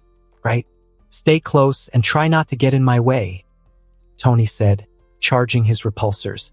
Great, I get arrogant Tony. Yay me, I thought in a sarcastic way. Ironmonger lunged at us, and we sprang into action. Tony fired a barrage of repulsor blasts while I webbed up Ironmonger's joints to slow him down. Despite being low on power, Tony's suit still packed a punch, and my webs kept Ironmonger off balance. Think you can keep up, webhead? Tony quipped, firing another blast at the Ironmonger. Just watch me, Tin Man, I shot back, swinging around to deliver a kick to Ironmonger's head. Ironmonger roared in frustration, tearing at the webs and swinging wildly. You're both going to regret this. Yeah, I don't think so, I said, dodging another swipe. I think you're the one who's going to regret it. We kept up the pressure, and slowly but surely we began to wear him down. Tony's suit was sparking and smoking, and I was running on fumes, but we couldn't let up. With a final, coordinated attack, Tony and I hit Ironmonger with everything we had. Tony fired a concentrated blast at his chest while I swung in and delivered a powerful punch to his head. The combined force was too much for Ironmonger's suit, and he collapsed to the ground, defeated.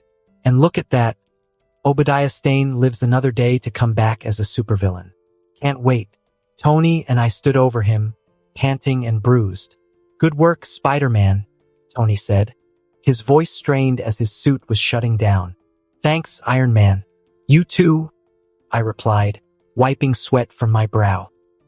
This wasn't as hard as the Vulture. Thank God for that. Tony turned to me, his helmet retracting to reveal his face. Now, who are you, really? And what were you doing here? Before I could answer, Pepper approached cautiously. Tony, are you okay? Yeah, I'm fine, Tony assured her, then looked back at me. We got lucky, but thanks for the help. Just doing my job. But maybe we can talk later, I suggested, knowing I needed to get home and patch myself up. Yeah, we'll talk. I have a lot of questions, Tony said, giving me a pointed look. Tony, be nice. If he wasn't here, then Obadiah Stane would have killed me, Pepper said, which brought a smile to Tony's face as he then looked towards me once more with a much more friendly smile. Looking forward to it, I replied, then turned to swing away. Oh, and a word of advice. Don't reveal your identity. It will be a bitch later in life. Good night, Mr. and Ms. Stark. Huh? Wait, Spider-Man. I aren't. We just Pepper fumbled her words as I swung away. I could even hear Tony's heartbeat skip a little before he laughed and looked to Pepper with a fond smile. As I headed home, my body sore from the fight, I couldn't help but think about the day's events. I had a lot to process, but for now I needed rest. I'll worry about the Ironmonger and Iron Man later down the line. Along with that, I still need to upgrade my costume with tech. I needed rest and a vacation. After waking up from my sleep, I groggily got out of bed and started my day. My suit was damaged but reparable. The events of the previous night replayed in my mind. Fighting alongside Iron Man, the intense battle with Ironmonger, and the unexpected confrontation with Daredevil. I stretched, feeling the aches and bruises from my encounters. Need to start learning to dodge better, I muttered to myself, rubbing a particularly sore spot on my shoulder. Or got to put tech in my suit that I haven't been able to do due to my busy schedule. After a quick shower, I got dressed and prepared for the day ahead. I had school to attend, and then I'd head to Horizon Labs to work on my suit and my project with Anya. Morning, Uncle Ben. Morning, Aunt May. I greeted them as I entered the kitchen for breakfast. Morning, Peter, Uncle Ben said, looking up from his newspaper. You okay? You look a bit tired. Yeah, just had a late night studying, I replied, not wanting to worry them with the truth. Aunt May placed a plate of pancakes in front of me. Make sure you eat well, Peter. You need your energy. Thanks, Aunt May, I said, digging in. After breakfast, I grabbed my backpack and headed out the door. See you later, school. The walk to school gave me time to think about the improvements I needed to make to my suit. As I approached the school, I saw Gwen and waved. Hey, Gwen, I called out. Hey, Peter, she replied, smiling. Ready for another day of fun and excitement? As ready as I'll ever be, I said with a grin. We chatted as we walked into the school, and soon we were joined by our friends, Jean, Clayton, and Michelle. The conversation inevitably drifted towards Harry and his mom, but I quickly steered it away. Did you guys hear about the new project in science class? I asked, changing the subject. I really don't want to think about my failure to help my best friend and his mom. After a day of classes and avoiding Flash's usual antics, I headed to Horizon Labs. Horizon. Anya was already there, working diligently. Hey, Anya. I greeted her as I set my backpack down. Hi, Peter, she replied, glancing up. Ready to work on our project? Absolutely, I said, pulling out some notes. But first, I need to work on something for a bit. Had a little mishap with a personal project. Anya raised an eyebrow but didn't press for details. Sure, go ahead. Just don't forget we have a deadline. I nodded and began repairing my suit, making notes of the improvements I wanted to implement. As I worked, I thought about the different fighting styles I'd encountered and how I could better prepare for future battles.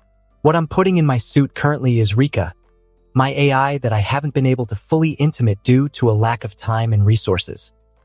Hours flew by as I tinkered and tested, making sure everything was in top condition. Finally, the suit was repaired and upgraded, ready for another night of crime fighting. Looks like you're making good progress, Anya said, glancing over. Yeah, I think this will hold up a lot better now, I replied, satisfied with the enhancements. Great. Now, let's get back to our project, she said, handing me some components. With the suit fixed and our project well underway, I felt a renewed sense of determination. There was still so much to do, but at least I felt a little more prepared for whatever came next. Anya and I continued working on our project, discussing the details of how we would present it at the upcoming expo. The neural interface device was an advanced technology that enabled direct communication between the human brain and external devices. It was a groundbreaking project that we were both excited about. So, how do you think we should start the presentation? Anya asked, adjusting a few components. We need to grab their attention right away, I replied, thinking. Maybe we could start with a demonstration. Show them how the device works in real time. Good idea, Anya said, nodding. We could have a volunteer from the audience use it to control something simple, like a robot or a computer program. Exactly, I agreed. Then we can dive into the science behind it. Explain how it reads neural signals and translates them into commands. And we should definitely highlight the potential applications, Anya added. Medical uses like helping people with paralysis control prosthetic limbs, or even enhancing everyday technology for the general public. Right? We need to make it clear that this isn't just a cool gadget. It's something that can genuinely improve lives, I said. We continued brainstorming and refining our presentation, making sure every aspect was covered. We wanted to impress not only our peers and teachers, but also potential investors and industry professionals who would be attending the expo. Do you think we should include a section on the ethical implications? Anya asked. Just to show that we've thought about the potential risks and how to mitigate them. Definitely, I replied. We should address the concerns about privacy and security. Maybe talk about how we've designed safeguards to prevent unauthorized access and ensure user consent. Sounds good, Anya said, jotting down notes. I think we're going to blow them away with this. I hope so, I said, smiling. We've put a lot of work into this, and it's a real game changer. As we wrapped up our planning for the day, I felt a surge of excitement. The expo was our chance to showcase our hard work and potentially make a significant impact in the field of technology. I made sure everything was perfect. After finishing up at Horizon Labs, I headed home, mentally preparing for another night of patrol. The city never slept, and neither could I, not completely. There was always someone who needed help, and as long as I could make a difference, I'd be out there, swinging through the streets. But for now, it was time to rest and get ready for the next day ahead.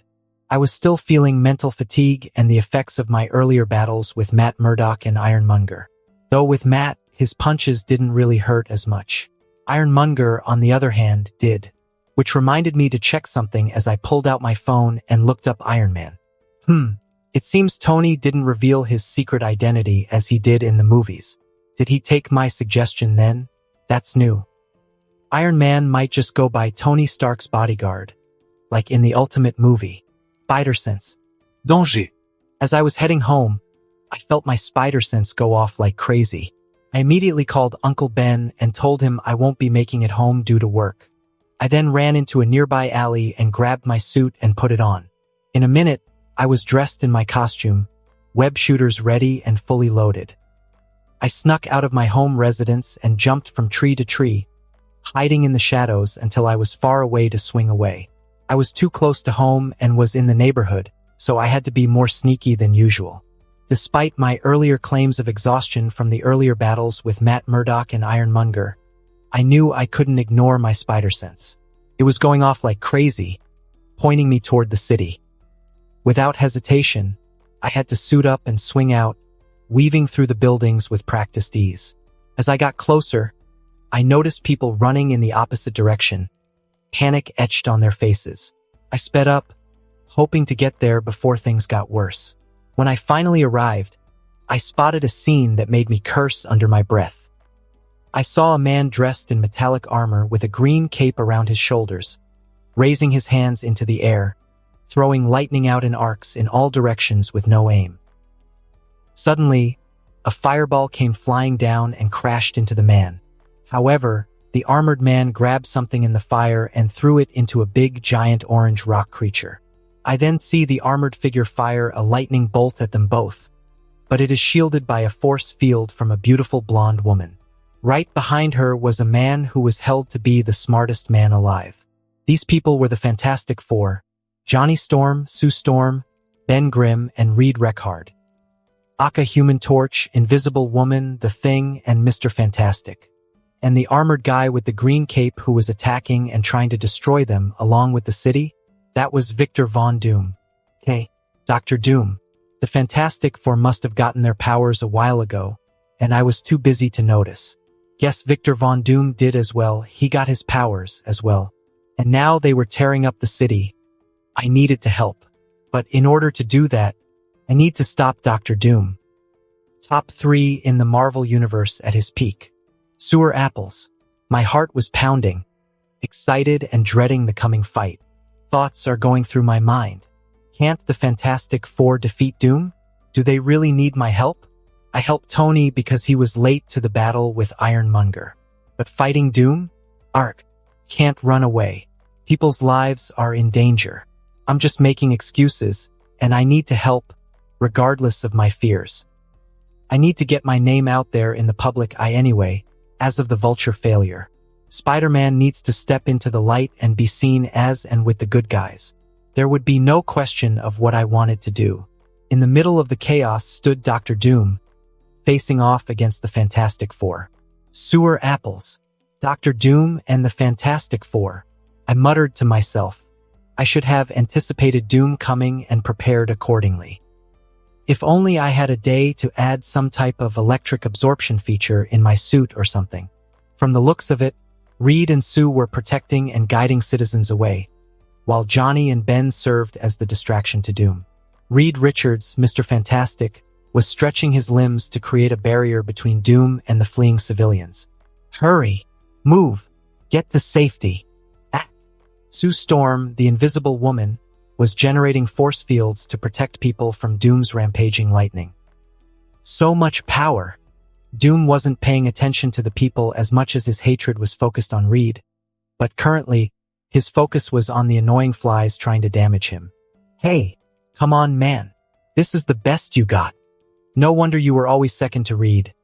Johnny Storm, the Human Torch, screamed at Doom while he was flying around, throwing fireballs at him while also calling him out. And I'm not just talking about performance. I meant both as a scientist and as a man. Just ask my sister. She will agree.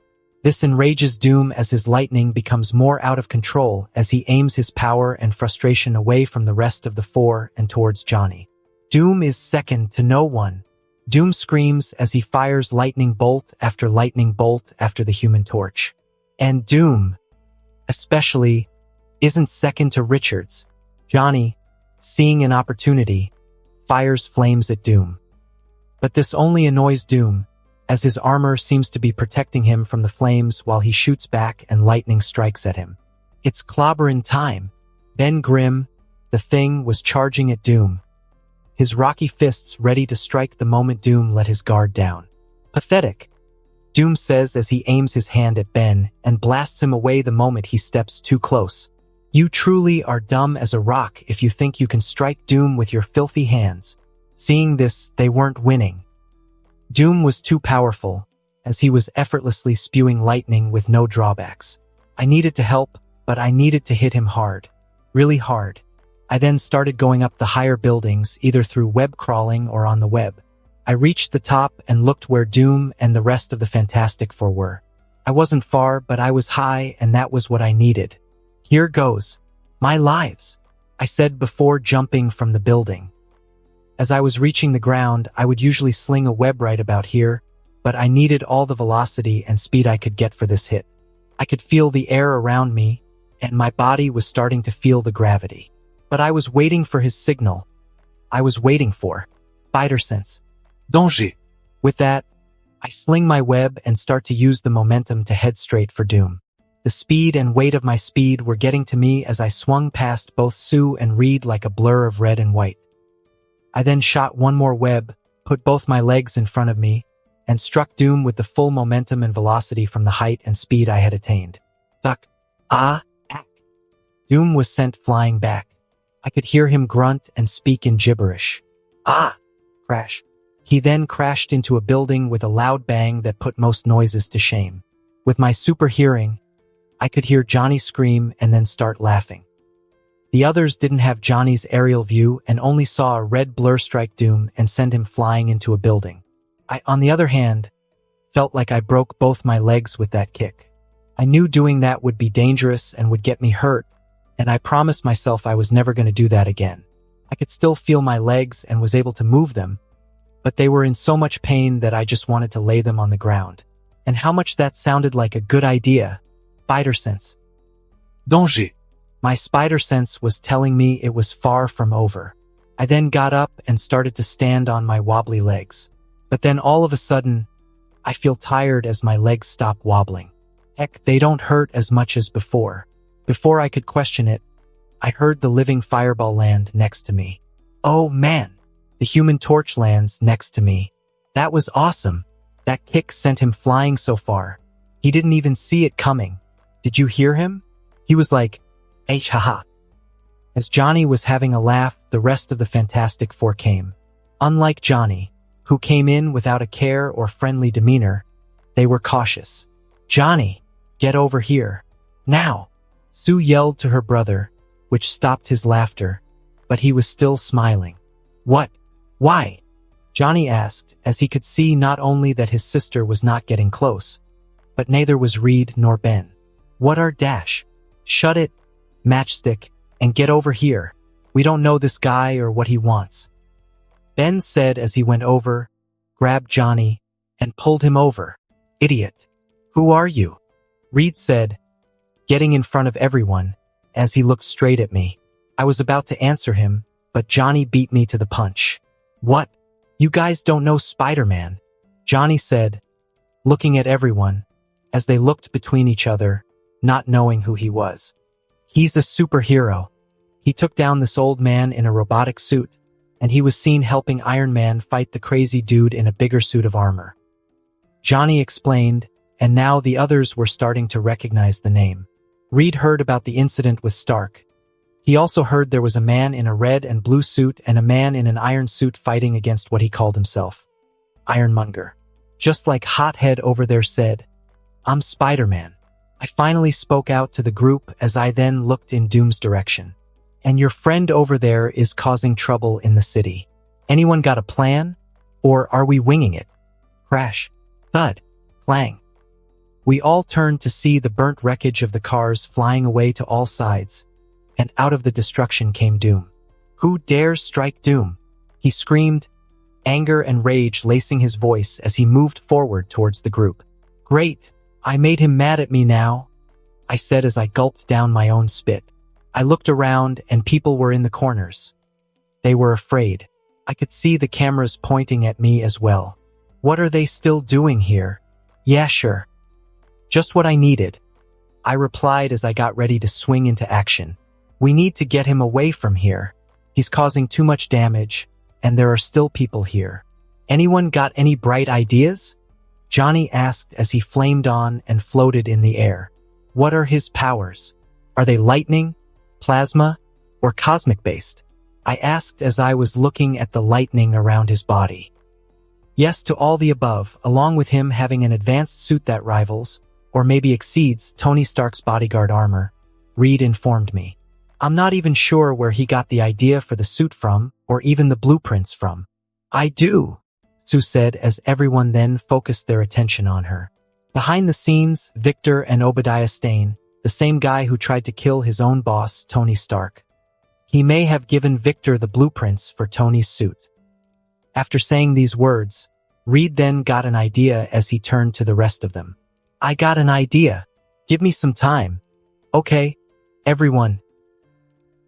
"Got it," everyone replied as I then jumped and swung towards a nearby rooftop to get a better view of the battlefield. "Wait for me," Johnny cried out, flying off. "It is so clobberin' time." Ben grinned, cracking his fingers. I then leaped towards the fray, webbing Doom's arms to slow him down. "Hey Doom, ever heard of personal space?" Annoying pest. Doom said as his lightning started to burn off. "Doom will crush you like the insufficient bug you are." "Hey Doomy, I've been waiting to do this for a very long time," Ben roared as he charged him like a bull. "It's clobbering time." He brought his fist down over Doom. Doom was still getting the webbing off as he was stuck still and had no choice but to take a hit. Ben didn't stop with one punch, and he continued to deliver blow after blow to Doom's head. After 10 solid hits, Ben stopped and caught his breath. "Want some more Chrome Dome?" "Yow. Dare. Strike. Doom." He then sent out a bolt of lightning that knocked Ben on his ass. I tried to web him again, but this time he was faster with his reaction speed and shot me with a lightning bolt, sending me to the ground. Ooh, that hurt. I groaned as I got up, only to see Ben Grimm being chucked straight at me. I then grabbed him in midair and put him down on the ground. Wow. Thanks for that, Ben said as he then rushed back to Doom. I chuckled as I saw Ben charge again at Doom. I was a little envious of Ben Grimm's defense and durability. Though I didn't feel like I was in much pain, Doom nearly overcharged my nervous system. As I was watching Ben get blasted in the chest by a stream of plasma and lightning, I could see a fireball charging right at him from behind. Hey Victor, Johnny called out to Doom, who took his eyes off Ben and turned towards Johnny. Fireball after fireball came at the man. Eat this. Doom didn't even bother moving from Johnny's attacks. He stayed where he was and raised his hand towards the flames. Streams of lightning came off his body as it discharged and countered Johnny's fireballs. Poor Johnny. Not only are you the dumbest person here, but you're also the weakest one. Doom mocks Johnny. You bring disappointment to your family's name. What was that, asshole? Johnny then rushes towards Doom in a burst of speed. I'll show you disappointment, Victor. Highly unlikely, Doom said, as his raised hand was now aimed at Johnny. Tell your father Doom says hello. Before I could warn Johnny, Doom's fingers were charged with power as he sent out a bolt of electricity that hit Johnny in the stomach, stopping him in mid-flight. He tries to break free, but he is soon knocked unconscious. Johnny, I cried out as I swung towards him, grabbing him by the arm. I then landed on a nearby rooftop. Johnny had luckily flamed off by that point. I slapped him hard across the face. Hey, are you alive, man? But it was no use. Johnny was out cold. Doom had really hit him hard with that attack. I could barely tell if he was breathing. That lightning packs a punch. I turned back to the battle to see Sue stopping Doom's lightning by erecting a barrier around herself and Reed. But stray streams of power were getting dangerously close to the civilians, so I needed to help. I then jumped down and shot 2 webs from underneath Doom's legs and pulled him back with all my strength as he fell to the ground. Who dares? Doom says as he stands to look over to me. The Doom system tries to scan Spider-Man to see who he is underneath the mask. Who are you to oppose Doom? Oh, I guess you haven't heard of me. Well, I'm Spider. As I spoke, Doom shot a lightning bolt straight at me, which I narrowly dodged. Wow. Watch it, Sparky. The suit is still relatively new. Annoying pest. You will die by Doom's hand, Doom says as he starts shooting multiple bolts of lightning at me. I barely managed to dodge each bolt of lightning with the help of my spider sense and agility. I then shoot a web shot straight at Doom's face. Reed, any time now will be great. Reed's working on it, Sue called out, her focus on maintaining the force fields on Doom. Just keep Doom occupied a little longer, Spider-Man. Spider-Man, Doom growled, easily breaking free from the webbing. You dare interfere with my plans? Plans? What plans? World domination? Bad fashion statement? Because what you're wearing is all types of wrong. I quipped, dodging a blast from his gauntlet. Spidey. Keep him distracted a bit longer, Reed shouted. We're almost ready with the device. Right, no pressure, I muttered, landing a solid punch on Doom's armor. The hit barely fazed him, but it bought Reed some time. As I dodged and weaved through Doom's attacks, Doom retaliated with a powerful blast, sending me flying backward. I swung back at Doom as he swung at me. I then kicked Dr. Doom away and landed next to a lamppost. But with no time to rest, Doom shoots a bolt at my chest as it sends me flying. I managed to catch myself with a web line, swinging back into the fight. Johnny joined me, flames engulfing his body. Nice hit, Spidey, Johnny said as he was now flying next to me. I look over to him a little worriedly. Are you okay to keep fighting? That bolt really did damage your system. I ask as I dodge another one of his stray bolts. Of course, Johnny said as he flew and avoided bolts of his own. Ever since I got my powers, my body recovers fast. All right then. Keep up, Fire Boy. You're Spider Boy. Before I could respond, Dr. Doom recovered and launched another attack, his gauntlet emitting a powerful energy blast. Doom does not tolerate interruptions. I barely managed to dodge the blast, webbing up some nearby debris to shield myself. Looks like we've got company, and it's not the friendly kind. Well, let's give them a warm welcome, Johnny roared, blasting Doom with a barrage of flames. Take this. Pathetic, as always, Doom said as he then used his lightning to destroy Johnny's attacks. While Doom was distracted, he didn't see Ben coming from behind, already recovering from Doom's earlier attack. Ben charged in, his rocky fists ready to make contact. Hey Doom, you picked the wrong family to mess with. Ben then punches Doom as he skids back before shooting a beam of lightning at Ben. Dr. Doom sneered, deflecting Johnny's flames with his armor while also shooting lightning at Ben. Fools, you think you can stop Doom? I swung in, landing another kick on Doom's side, trying to break his focus. Hey Doom, we're really not into world domination tonight. How about a nice, calm surrender instead? Doom was clearly irritated by the combined efforts of the Fantastic Two and me. He raised his gauntlets, preparing for a more devastating attack. Doom does not surrender. Reed, using his stretching abilities, wrapped around Doom, trying to hold him back. Everyone, we need to keep him occupied while I activate the device. As I fought Doom, I glanced at Reed. What's the plan, Richards? I'd really like to know what we're working with here.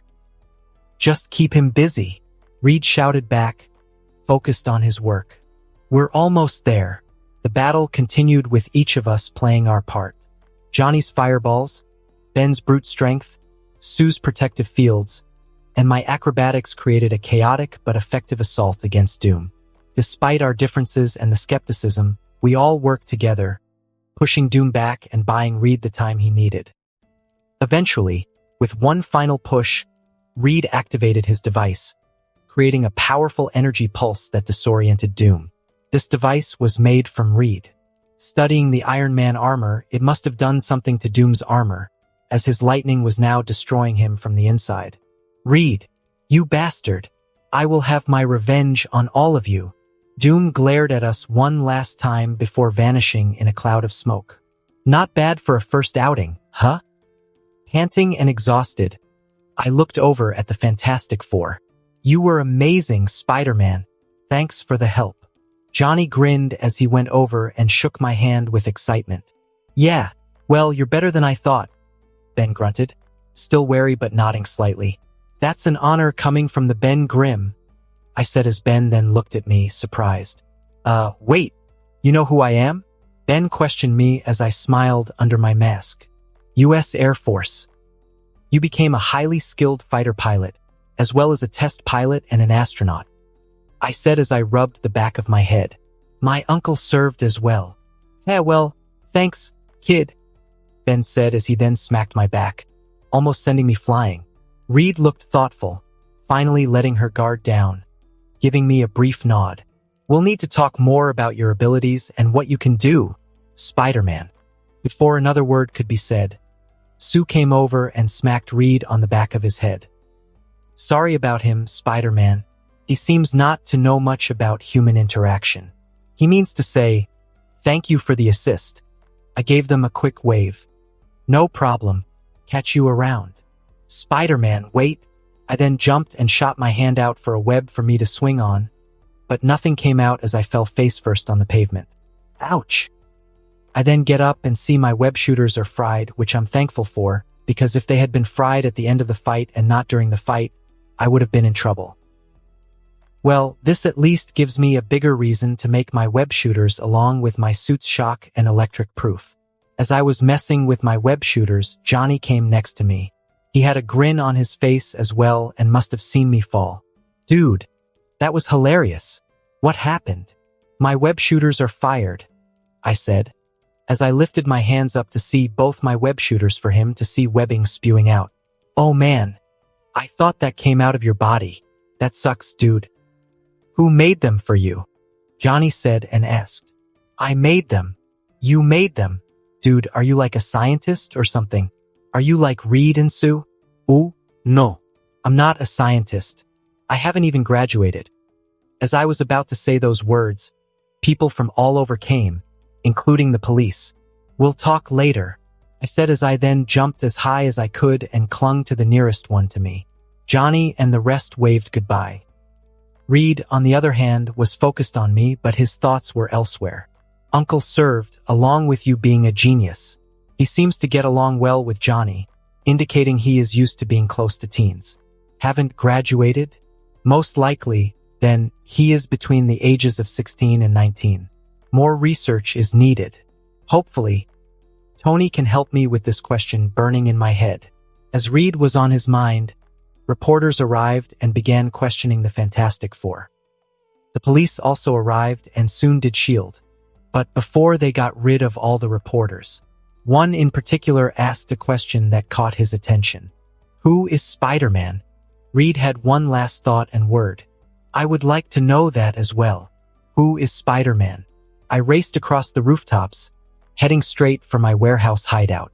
The city's skyline blurred as I pushed myself to get there faster. Once inside, I paused, my spider sense tingling slightly. I could hear a heartbeat, steady and familiar. When I arrived, I saw Eddie. We hadn't spoken much since he found out I was Spider-Man. Hey, Pete, Eddie said, standing up. I came to talk. But first, let's get you patched up. He motioned for me to sit down, and as he worked on my wounds, we reminisced about our childhood together. Eddie had always been there for me, and despite the recent tension, that bond was still strong. After he was done patching me up, he sat next to me. Look, Pete, I want to start helping you. I know you're against it, but hear me out. I was about to protest, but both Eddie and Rika, my AI assistant, convinced me to give it a shot. At least for now, until I can find a way to get him to leave me. I don't want anything to happen to him. Until then, fine. I relented, but we're taking it slow. We spent the next hour talking about normal stuff, our days, love lives, school, and other things. It was nice to have a bit of normalcy after everything that had happened. As we talked, I worked on repairing my web shooters. I had a backup pair, but I was trying to make them electric-proof. After fighting Dr. Doom with the Fantastic Four, I didn't want to face another electric-based villain without proper protection. Once our conversation wound down, Eddie left, and I did too. When I arrived home, I had a quick chat with Aunt May and Uncle Ben before heading to my room. I checked my texts from MJ. She had messaged me several times, but I couldn't risk getting her involved in all of this. Reluctantly, I chose to ignore them. I lay down, staring at the ceiling. My body ached from the day's battles, but my mind was buzzing. I knew I had to keep moving forward, protect those I cared about, and stay one step ahead of the threats lurking around every corner. With that resolve, I finally drifted off to sleep, ready to face whatever came next. As I was drifting off to sleep, I heard a knock on my window. Groggily, I got up to see who it was. To my shock, it was Mary Jane. Are you going to let me in, Tiger? She asked, her voice carrying a mix of concern and teasing. Only one thought went through my head. Beautiful. I opened the window, letting her climb inside. MJ, what are you doing here? I was worried, she said, brushing a strand of hair behind her ear. You weren't responding to my texts. I tried to put on a brave face. MJ, we can't do this. It's too dangerous. You could get hurt. She nodded, her eyes filled with a mixture of pain and determination. I know, Peter. I can't bear the thought of seeing you fight, knowing what you go through. But I couldn't stay away. We both agreed it was risky, but as we spoke, we found ourselves moving closer together, almost unconsciously. Before I knew it, our faces were inches apart. Then it happened. We started kissing, and it felt like time stopped. The light in the room dimmed, leaving us in a world of our own. We stood there, holding each other, the weight of our worries melting away in that embrace. For a moment, everything felt right, and I wish I could have that feeling again. Today was the day. The Stark Expo was just hours away, and I had a lot to look forward to. But before that, here I was, outside Tombstone's warehouse, ready to put a dent in his operations. It's been an eventful week.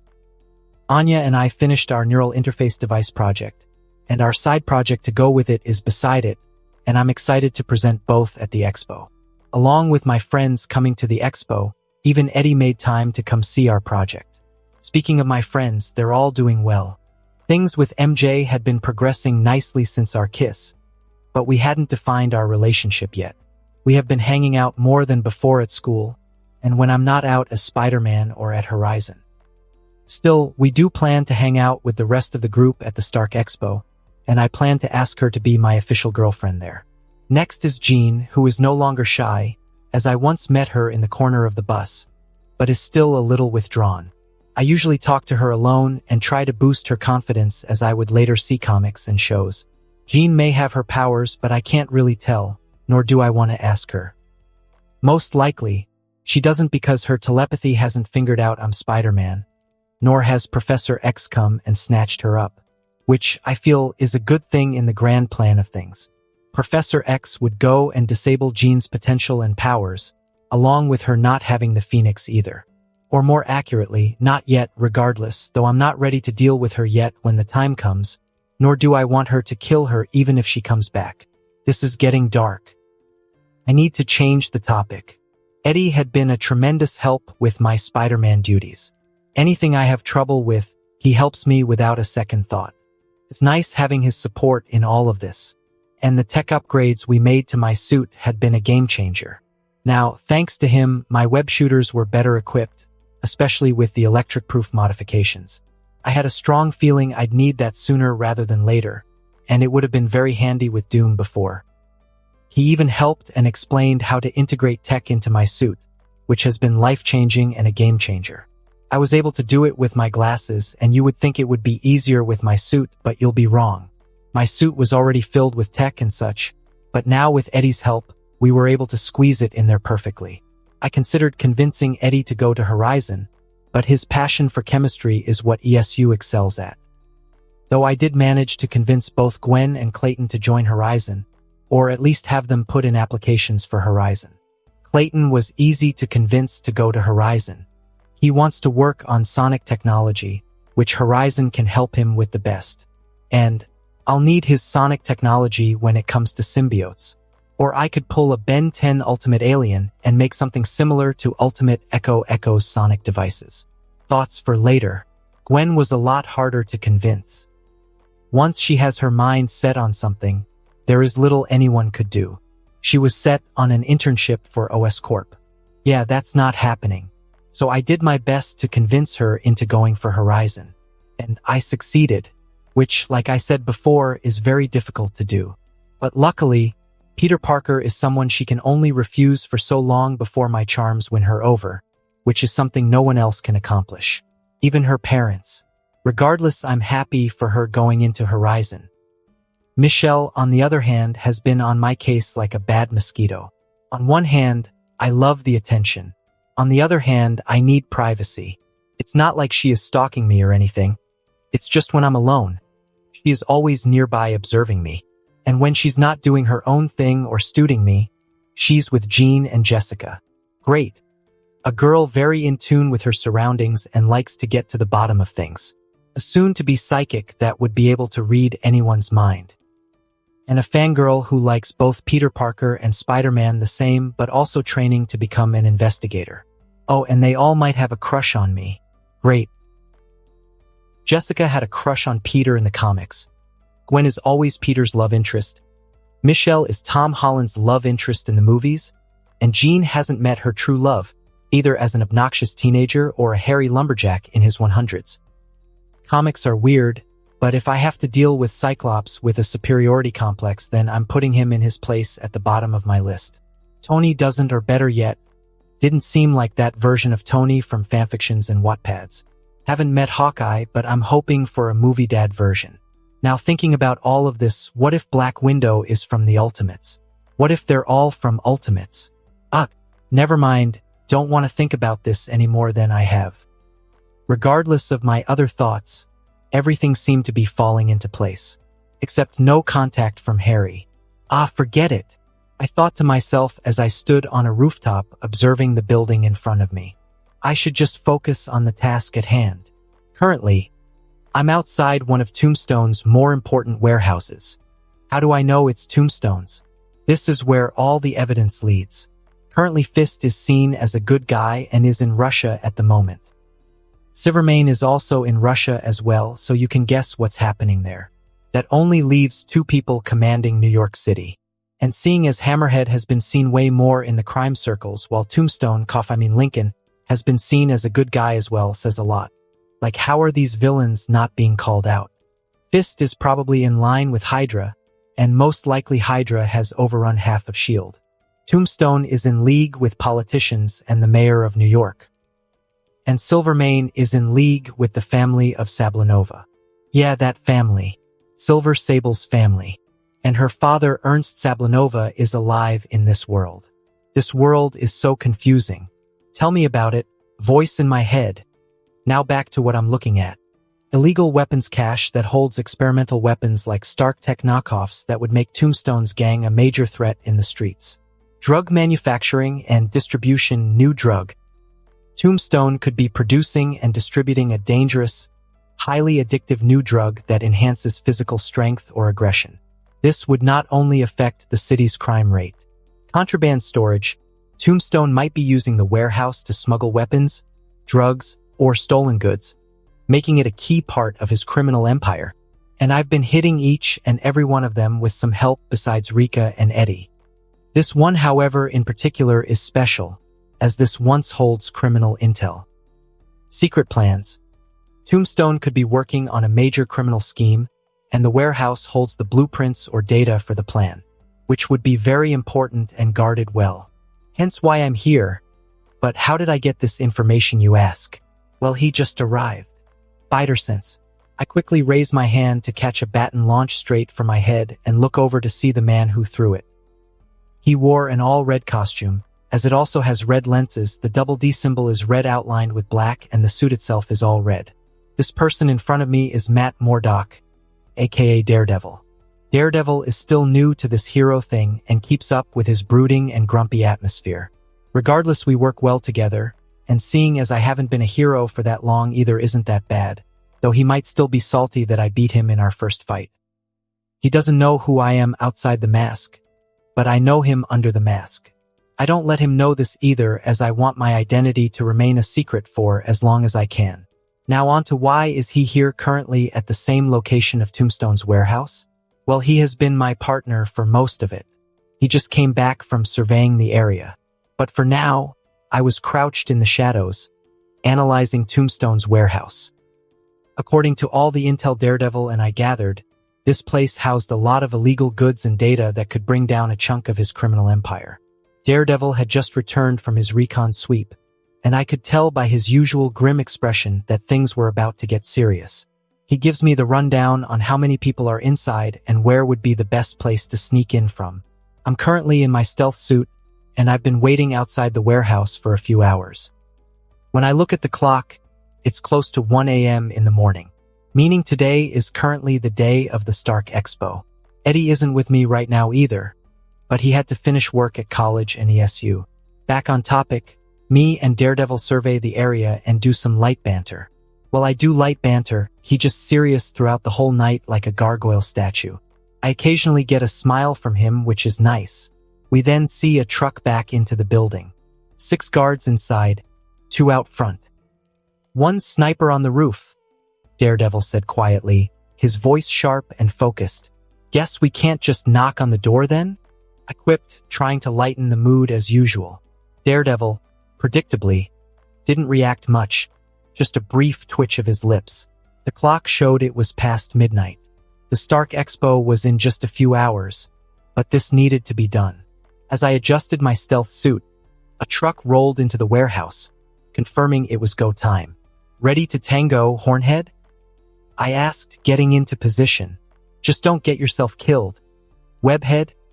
Daredevil muttered, cracking his knuckles before he leaped into action. I swung up to the roof, taking out the sniper in one swift motion. Below, I could see Daredevil moving like a shadow through the guards, taking them down silently. My heart raced as I began to hack into the security system, disabling the cameras and unlocking the doors for our entry. Today may have been the Stark Expo, but before that, it was Tombstone's turn to feel the weight of justice. What I thought would be a quick in and out turned into a rude awakening. As soon as Daredevil and I stepped inside, we were surrounded by dozens of armed thugs. Wow, we walked right into a thugs and criminal convention. Lucky us, I said, making a quick quip about the situation we are in, but before Daredevil could respond, the sound of slow clapping filled the room. Clap, clap, clap. Look at what we have here, boys. We both looked up, and my stomach dropped as I recognized the man in front of us. It was Hammerhead. Hammerhead, a hulking figure with black hair slicked back, had the top of his head flattened due to a steel plate implanted in his skull from an old injury. His head was very scarred, adding to his already menacing presence, and he stood there confidently, a cigar dangling from his lips. He chuckled and eyed us with amusement. So, you two are the ones messing with my business?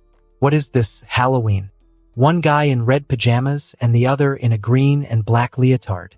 Well, more like carbon nanotubes and spider silk. But sure, a leotard, I said as Hammerhead smoked his cigar. Oops, my mistake. I make sure correct what I say over your dead bodies, and as Hammerhead rambled on, I heard Daredevil quietly rustling something in his hands. I whispered to Rika, my AI, to hack into the lights. While Hammerhead continued talking, his eyes squinted as he thought he recognized me from somewhere, eventually smirking. Spider-Man. Who? You're the punk who took down that wacko that went by the Vulture. Before I could respond, Daredevil and I executed our plan. In a flash, Daredevil tossed several smoke pellets to the ground, filling the room with thick smoke. While Rika turned off the lights, I quickly shot up to the rafters with my web shooters, staying mobile and out of range of the incoming gunfire. The room descended into chaos, and we went to work. I've picked up a lot of fighting skills from Daredevil and my many run-ins with criminals, but I always fall back on my boxing skills of a quick jab, cross, and ending it with an uppercut. With my enhanced speed, my punches were a blur, sending thugs sprawling in every direction. When the situation called for it, I mixed in some taekwondo, spinning kicks, back kicks, and even a 1080 spin kick that sent one guy flying into a stack of crates. Aikido came into play when I needed to redirect attackers, sending them flying into each other. Despite the brawl, my mind flashed back to something Daredevil said earlier. He pointed out that while I'd copied his moves, they lacked the precision and finesse that years of training had given him. He told me the only reason I'd beaten him during our first encounter was because of my enhanced abilities, strength, speed, and my spider sense. He wasn't wrong. I've always relied on those advantages in fights, like when I had that burst of speed against Vulture. But since then, I haven't tapped into that same level of speed. Thinking about that, neither my speed nor my strength has increased. It made me wonder, have I already peaked? No time for that now. Focus. After taking down a few more thugs, I caught sight of Hammerhead making a break for it. He locked eyes with me for a split second, then turned and headed for the exit. I started running after him, but Daredevil's voice cut through the chaos. Wait! Ignoring him, I rushed after Hammerhead and followed him out into the alley. I saw him heading for a limo parked at the curb, but then he stopped, sighed, and walked toward me, pulling the cigar from his mouth. Guess I gotta squash this annoying spider myself, he growled. I smiled confidently. Give it your best shot, Sharkhead. We clashed, and it was clear from the start that I was faster and stronger. Hammerhead might have had the steel plate, but I wasn't about to let him get close enough for a headbutt. I kept my distance, sticking to taekwondo and an outboxing style of boxing to keep him on the defensive. Every time he lunged, I was out of reach, countering with precise kicks and or swift punches. I thought I had the upper hand until Hammerhead switched tactics. He suddenly rushed me, faster than I expected, and I saw him drop his head as if going for a tackle. Spider sense. A tackle? Simple, not really needed spider sense. I thought as I went for a back kick to his gut, but his head smashed into my leg mid-kick. The impact rattled my bones, sending a shock through my body. Ugh! Before I could pull away, he grabbed me by the suit and pulled me in. "You're not going anywhere, pest." I saw his head rear back, ready to deliver a brutal headbutt. "This is going to feel great." Spider sense. Listening to my spider sense, I quickly moved and put my feet in front of the headbutt in front of me, using both to block his blow as my back crashed to the ground. "UGH, that's going to hurt in the morning." The force of it sent a tremor through my legs, but I held strong. I used my other leg, which I hadn't taken most of the damage on, to kick him in the face, sending him flying backward. "Ow, man. I want so many more rocks for brains," I said, staggering to my feet as Hammerhead rose, wiping blood from his nose. He looked furious. "You are so dead." But before we could go another round, the door burst open, and more of his goons flooded in. Hammerhead used the distraction to retreat, heading for his limo. I quickly shot a tracer onto the vehicle as it sped away. My legs were still trembling from the earlier impact, but I managed to take out the last of the criminals before Daredevil arrived to help mop up the rest. After Daredevil and I finished off the last of the thugs, we made our way up to the rooftop. I told him about the tracker I planted on Hammerhead's limo, ready to swing after the fleeing mob boss. But before I could make a move, Daredevil grabbed my arm. "I'll handle Hammerhead," he said calmly. "I'll track him down and find out his next move." "Wait, I can come too. You don't have to do this alone." I protested, wanting to go with him, but he cut me off. "You've got school in the morning, remember?" I blinked in surprise, immediately wondering how he knew. I always took care to hide my scent. Daredevil seemed to sense my confusion and smirked. "It's not just about smell. My other senses don't lie. Your voice is still a bit squeaky, like someone who's recently hit puberty. Plus, your body feels sturdy but not fully developed like an adult. And, well, you just confirmed it." I sighed, reluctantly handing him a radar device to track the signal from the tracer I planted. "Fine, but you owe me some training to sharpen my senses when we get the chance." Daredevil agreed with a nod before zipping away into the night. With a sigh, I headed back inside the warehouse, hoping to uncover more clues. But before I could get far, I heard someone shout, "Freeze!" I turned to see Captain George Stacy, flanked by several officers, their weapons trained on me. I told Rika to activate my voice modulator and explained what had happened in the warehouse. As I spoke, I overheard Jean DeWolf grumbling about arresting me. Ignoring her, I dropped a hard drive filled with data from each of the warehouses Daredevil and I had taken down. Before anyone could react, I activated my camouflage and slipped away into the shadows. Behind me, I heard Stacy ordering his officers to stand down, much to DeWolf's frustration. I caught a glimpse of Captain Stacy picking up the hard drive, studying it as I disappeared into the night. When I finally got home, I quietly snuck in through my window. Looking over at my bed, I saw the hologram of Peter Parker lying there, sleeping. With a tired groan, I deactivated the projection, peeled off my Spider-Man suit, and crashed onto my bed. My legs were still trembling from Hammerhead's brutal headbutts. I glanced at the clock, 3 a.m. At least I'd get more sleep than usual tonight. I then start to think about how neither Captain Stacy nor the police officers, except for Jean DeWolf, seemed to want to arrest me, which I'm thankful for. Though that could change quickly because of JJJ. Strangely enough, I haven't heard much negative press from the Daily Bugle, which is weird. I've been laying low, only stepping in when needed, and disappearing before causing too much of a scene. Still, it's not like a Jameson to not diss a Spider-Man. It's just not right. Maybe he's an alien? Or has JJJ died? Regardless, Captain Stacy needed this information. With the police taking down multiple of their warehouses that we took down along with building evidence against Hammerhead, then that would lead to Tombstone. Hopefully, he doesn't shoot me in the future, though. I don't want Gwen to figure out a way to bring me back from the dead and to just kill me all over again. As I settled into bed, my mind drifted to thoughts of the Stark Expo.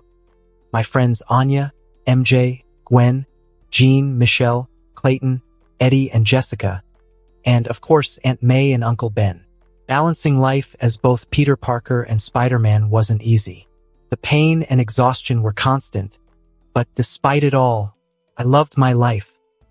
As I drifted off to sleep, I braced myself for either sweet dreams or nightmares that usually followed. Only this time, they weren't just dreams. I almost wished they were. Crash. Thunder. A golden light is seen clashing with green and black light. Clash. Harry, stop. Ha ha. Clash. Don't make me do this. Wah ha. Clash. Rah. Ugh. I'm so sorry, my brother. The guilt of having to fight a brother hangs heavy on the victor's heart. I have built a world of justice. Spider-Man in an advanced version of his suit with blue accents glowing from his suit as he holds a blonde woman in his hands. Gwen, please wake up. I didn't feel you. Not like this. I just can't. Not like this, not now. Ah, Gwen said as she looked up to see me. Spider-Man's eyes glow with love. Gwen, thank God. I did it. I saved. Who are you? Huh. Who am I? She says as she raises her hand to her face, and I light beams from her finger. It's a ring. An engagement ring with Spider on it. Spider-Man's heart aches at the thought of saving her but losing her in the process. I have built a world of love. The X-Men watches Spider-Man, while wearing his more technologically advanced suit of armor, pushes Wolverine away as he comes face to face with the Dark Phoenix, and he yells in her ear. Jean, do you hear me? Spider shouted in her ear. Phoenix looks at me with black eyes as she stares at me down. No worries, Jan. I'll save you. What are friends for? I'll make sure I bring you out of this rut you have yourself in. Seconds later, fire explodes from our surroundings as Spider-Man and the Dark Phoenix take a few steps back from each other. Jean Grey is gone. The Dark Phoenix spoke in a hollow tone. Oh, so now you want to talk? Great. That makes things easier for me. Spider-Man spoke as red and blue lightning appeared around Spider-Man as his suit buzzed to life. Can you truly kill someone you truly care for? HM? All I have to do is reduce the Phoenix's influence by beating you into the ground. Spider-Man said as he smiled under his suit. Do you hear me, Jean? Remember what I told you. I can only save someone who wants to be saved. Who wants to be saved. So you must want to live not just for your friends, not just for me, and not just for Michelle, but also for yourself. It then went into battle stance and rushed towards the Dark Phoenix as she transformed into a flaming bird. Spider-Man's hands then get the cloak in golden chi. Spider-Man faces the Dark Phoenix, Jean Grey, someone he deeply cares about. He fights not just to save the world, but to bring her back from the brink of destruction. His determination is fueled by love, not just for Jean but for everyone in his life. I have built a world of peace. An object is thrown straight into a wall. His eyes open as he lifts himself up. Spider-Man. He seems to have just woken himself from some type of sleep. His body, however, doesn't look well. A broken and dislocated arm, a bloodied left eye, broken ribs, broken bones, an all-over bruised body, slash wounds from an animal, multiple and deep cuts on his body from a sword and knives, and more wounds not shown. He looks up to see the creature before him. It's a symbiote, a silver symbiote. Spider-Man tries to recall what happened earlier. He remembers the briefcase. He remembers being signed by Fury to retrieve it. He remembers the bounty placed on him and the briefcase. He remembers criminals, thugs, junkies, dirty cops, assassins, supervillains, new villains, etc. They are all coming for him. Spider-Man then looks up to see the riot symbiote walking over to him. He looks much bulkier than before. What has happened to him? What did he take? Regardless, Spider-Man takes note of the suitcase in the middle of the street as he recalls his many battles to get that suitcase to Nick Fury. No matter who comes his way, he's been fighting them all alone. He's been beating them all alone. He's at his strongest when he's all alone. And that's why he will win. After taking down the drugged-up riot symbiote, Spider-Man walks over to the suitcase. He gets ready to pick it up, but a green hand picks it up before me and hands it to me. Need a hand, Spidey? Ha ha ha ha. Before another second goes by, Green Goblin hits Spider-Man with a crowbar and laughs. When he wakes up in a casket, the casket of Aunt May, I have built a world of strength. Spider-Man in a red and black suit is going by the name of Goliath, mentoring a young Laura, X-23. Why have I been taught by you of all people? The black-haired girl said as she looked up to the man, her father, whom the X-Men held in high regard. She never understood why. Even the X-Force, even Kimura, is held in high regard and has put a run-on-site command for me to follow if met on a mission. Every villain she has met with the X-Men seems to fear him like he's a monster beyond their dreams. Why? I thought the same thing, kid. Goliath spoke as he looked at the mini Wolverine. Her face grew enraged as her claws extended at the sound of snick snick. Watch it, Bulb. Before she could finish her next word, Goliath took her face and spun her in the air and then punched her through multiple trees. She slowly gets up, believing her healing factor will help her, but it doesn't as she spits out blood. What's going? Zip it. Goliath spoke over her, his shadow over hers like a giant, like a Goliath. Wolverine, Logan, James, entrusted me to protect you. Goliath spoke in a whisper tone before turning to anger. But how can I protect someone who doesn't value their own life? Goliath could hear her breath hitch as he spoke those words. Wah, what did you do to me? Laura spoke as Goliath stood closer to her and picked her up by her neck. It's called chi, or a better version of it. This chi attacks your soul, something you can't heal from easily. Goliath told her as Laura's teeth clench as she tries to attack but gets thrown back. You, girl, have a built-in fear of someone. All of Laura's rage disappears as the person comes to mind, the one who constantly brutalized and abused her. Kimura. Thanks to Wolverine dying, your emotions and trauma are at the forefront. Now every time you see or hear the name Kimura, Laura's body shakes at the mention of her name. Goliath's anger increases before cooling down. Silver Samurai, Sabretooth, and the rest of the people from Wolverine's past will be put to rest, as I will train you to become more than the Wolverine. You will be Kuro Oni, Black Oni. She spoke it out without knowing. Good, you already know some Japanese. Let's get started then. I teach you how to focus and harness the ability to fight at peak performance and skill. A state where you're both unconscious and conscious, where you can perform to your upper limits. It's called Goliath speaks as he moves his hands to take off his mask, a sympathetic nervous system or a fight or flight mode. But what I achieve from training, I call. Goliath removes his mask to show Peter Parker's face, revealing two black eyes with purple irises. Soul's self. He will teach her to overcome her trauma and embrace her potential. Yet, this also reflects Peter's struggle to balance his role as a protector with his desire to save those who have lost themselves, just as he's lost parts of himself over the years.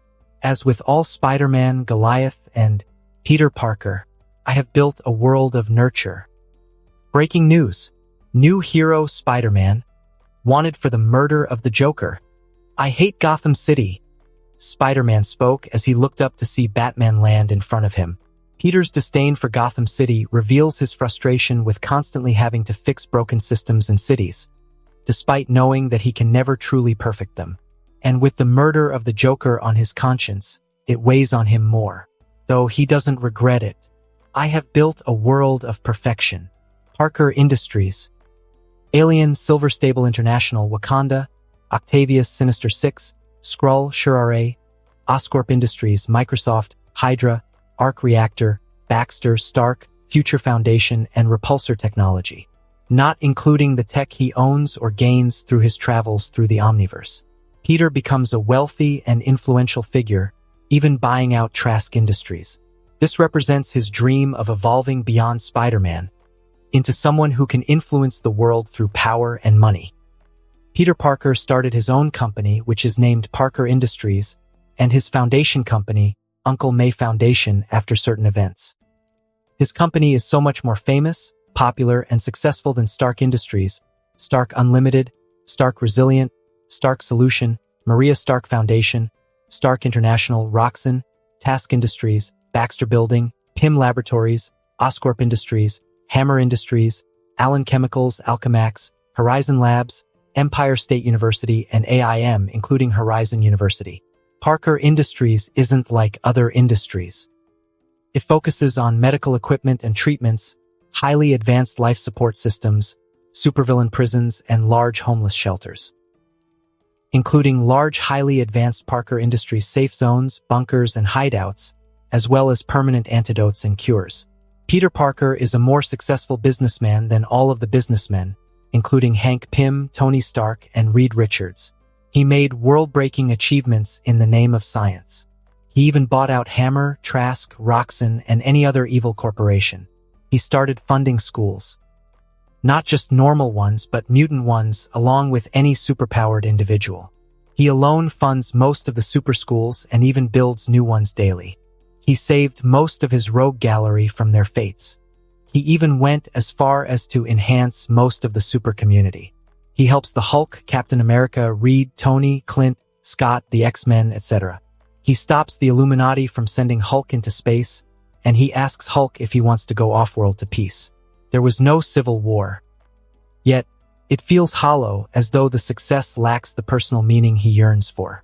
He thinks about all the lives lost so he could get here. I have built a world of evolution. The dream begins in a cold, desolate void, with Peter Parker, Spider-Man, chained and sealed in darkness. His wrists and ankles are bound by glowing, unbreakable restraints. His body slumped against an invisible force. The weight of failure presses heavily on him. His mask is torn, his face battered and bruised. Above him, a faint shadow emerges, and Harry Osborn steps forward, bathed in dim light. His face shows no anger, no hatred, just sadness and regret. "Oh, great. My brother is here." Peter's eyes flicker with defiance. "Normally, you'd rush to my rescue," he says, his voice dripping with sarcasm. Harry pauses, his eyes downcast, his voice quiet. "Yeah, okay." He begins to turn away, but Peter cuts him off sharply before he can leave. "Go ahead.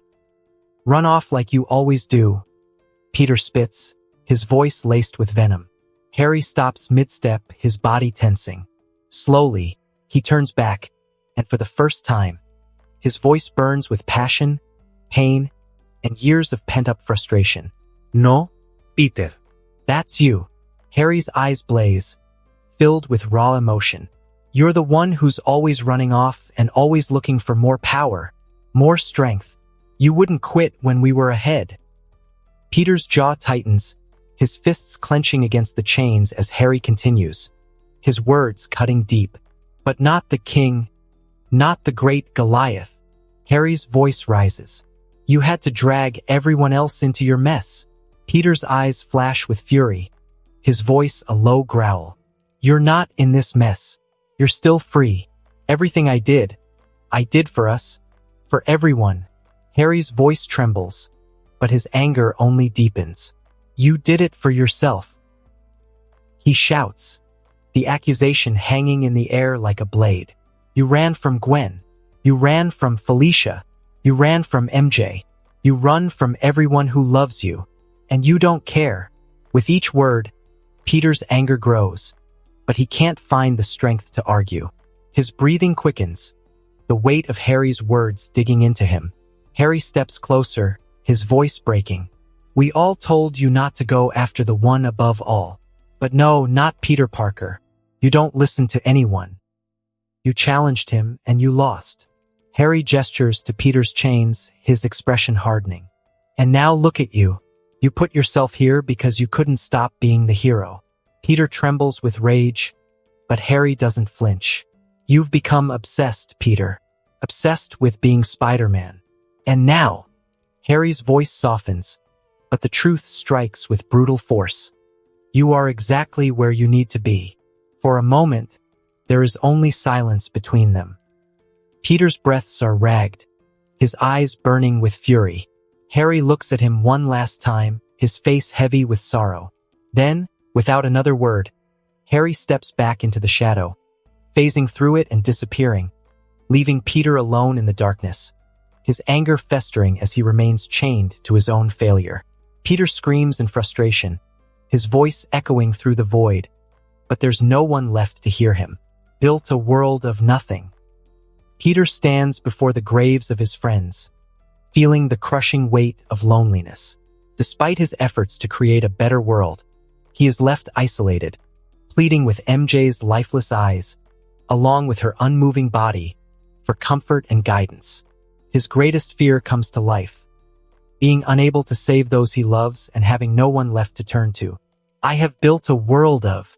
I woke up and took in my surroundings, breathing heavily. Sweat was dripping off me as I slept.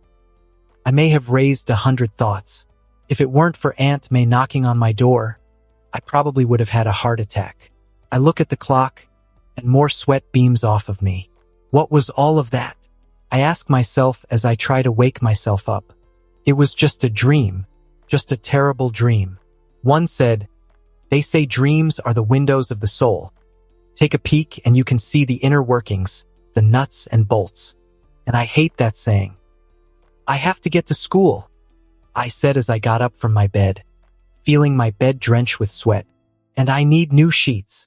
Whatever that dream was about, it has nothing to do with me. It was just a dream. And that concludes this episode. If you enjoyed it, I'd seriously love it if you guys could leave a like on the video, as it genuinely helps out so much, and it keeps me going. Plus, it takes only 1 second. That said, have a wonderful day. See you in the next one.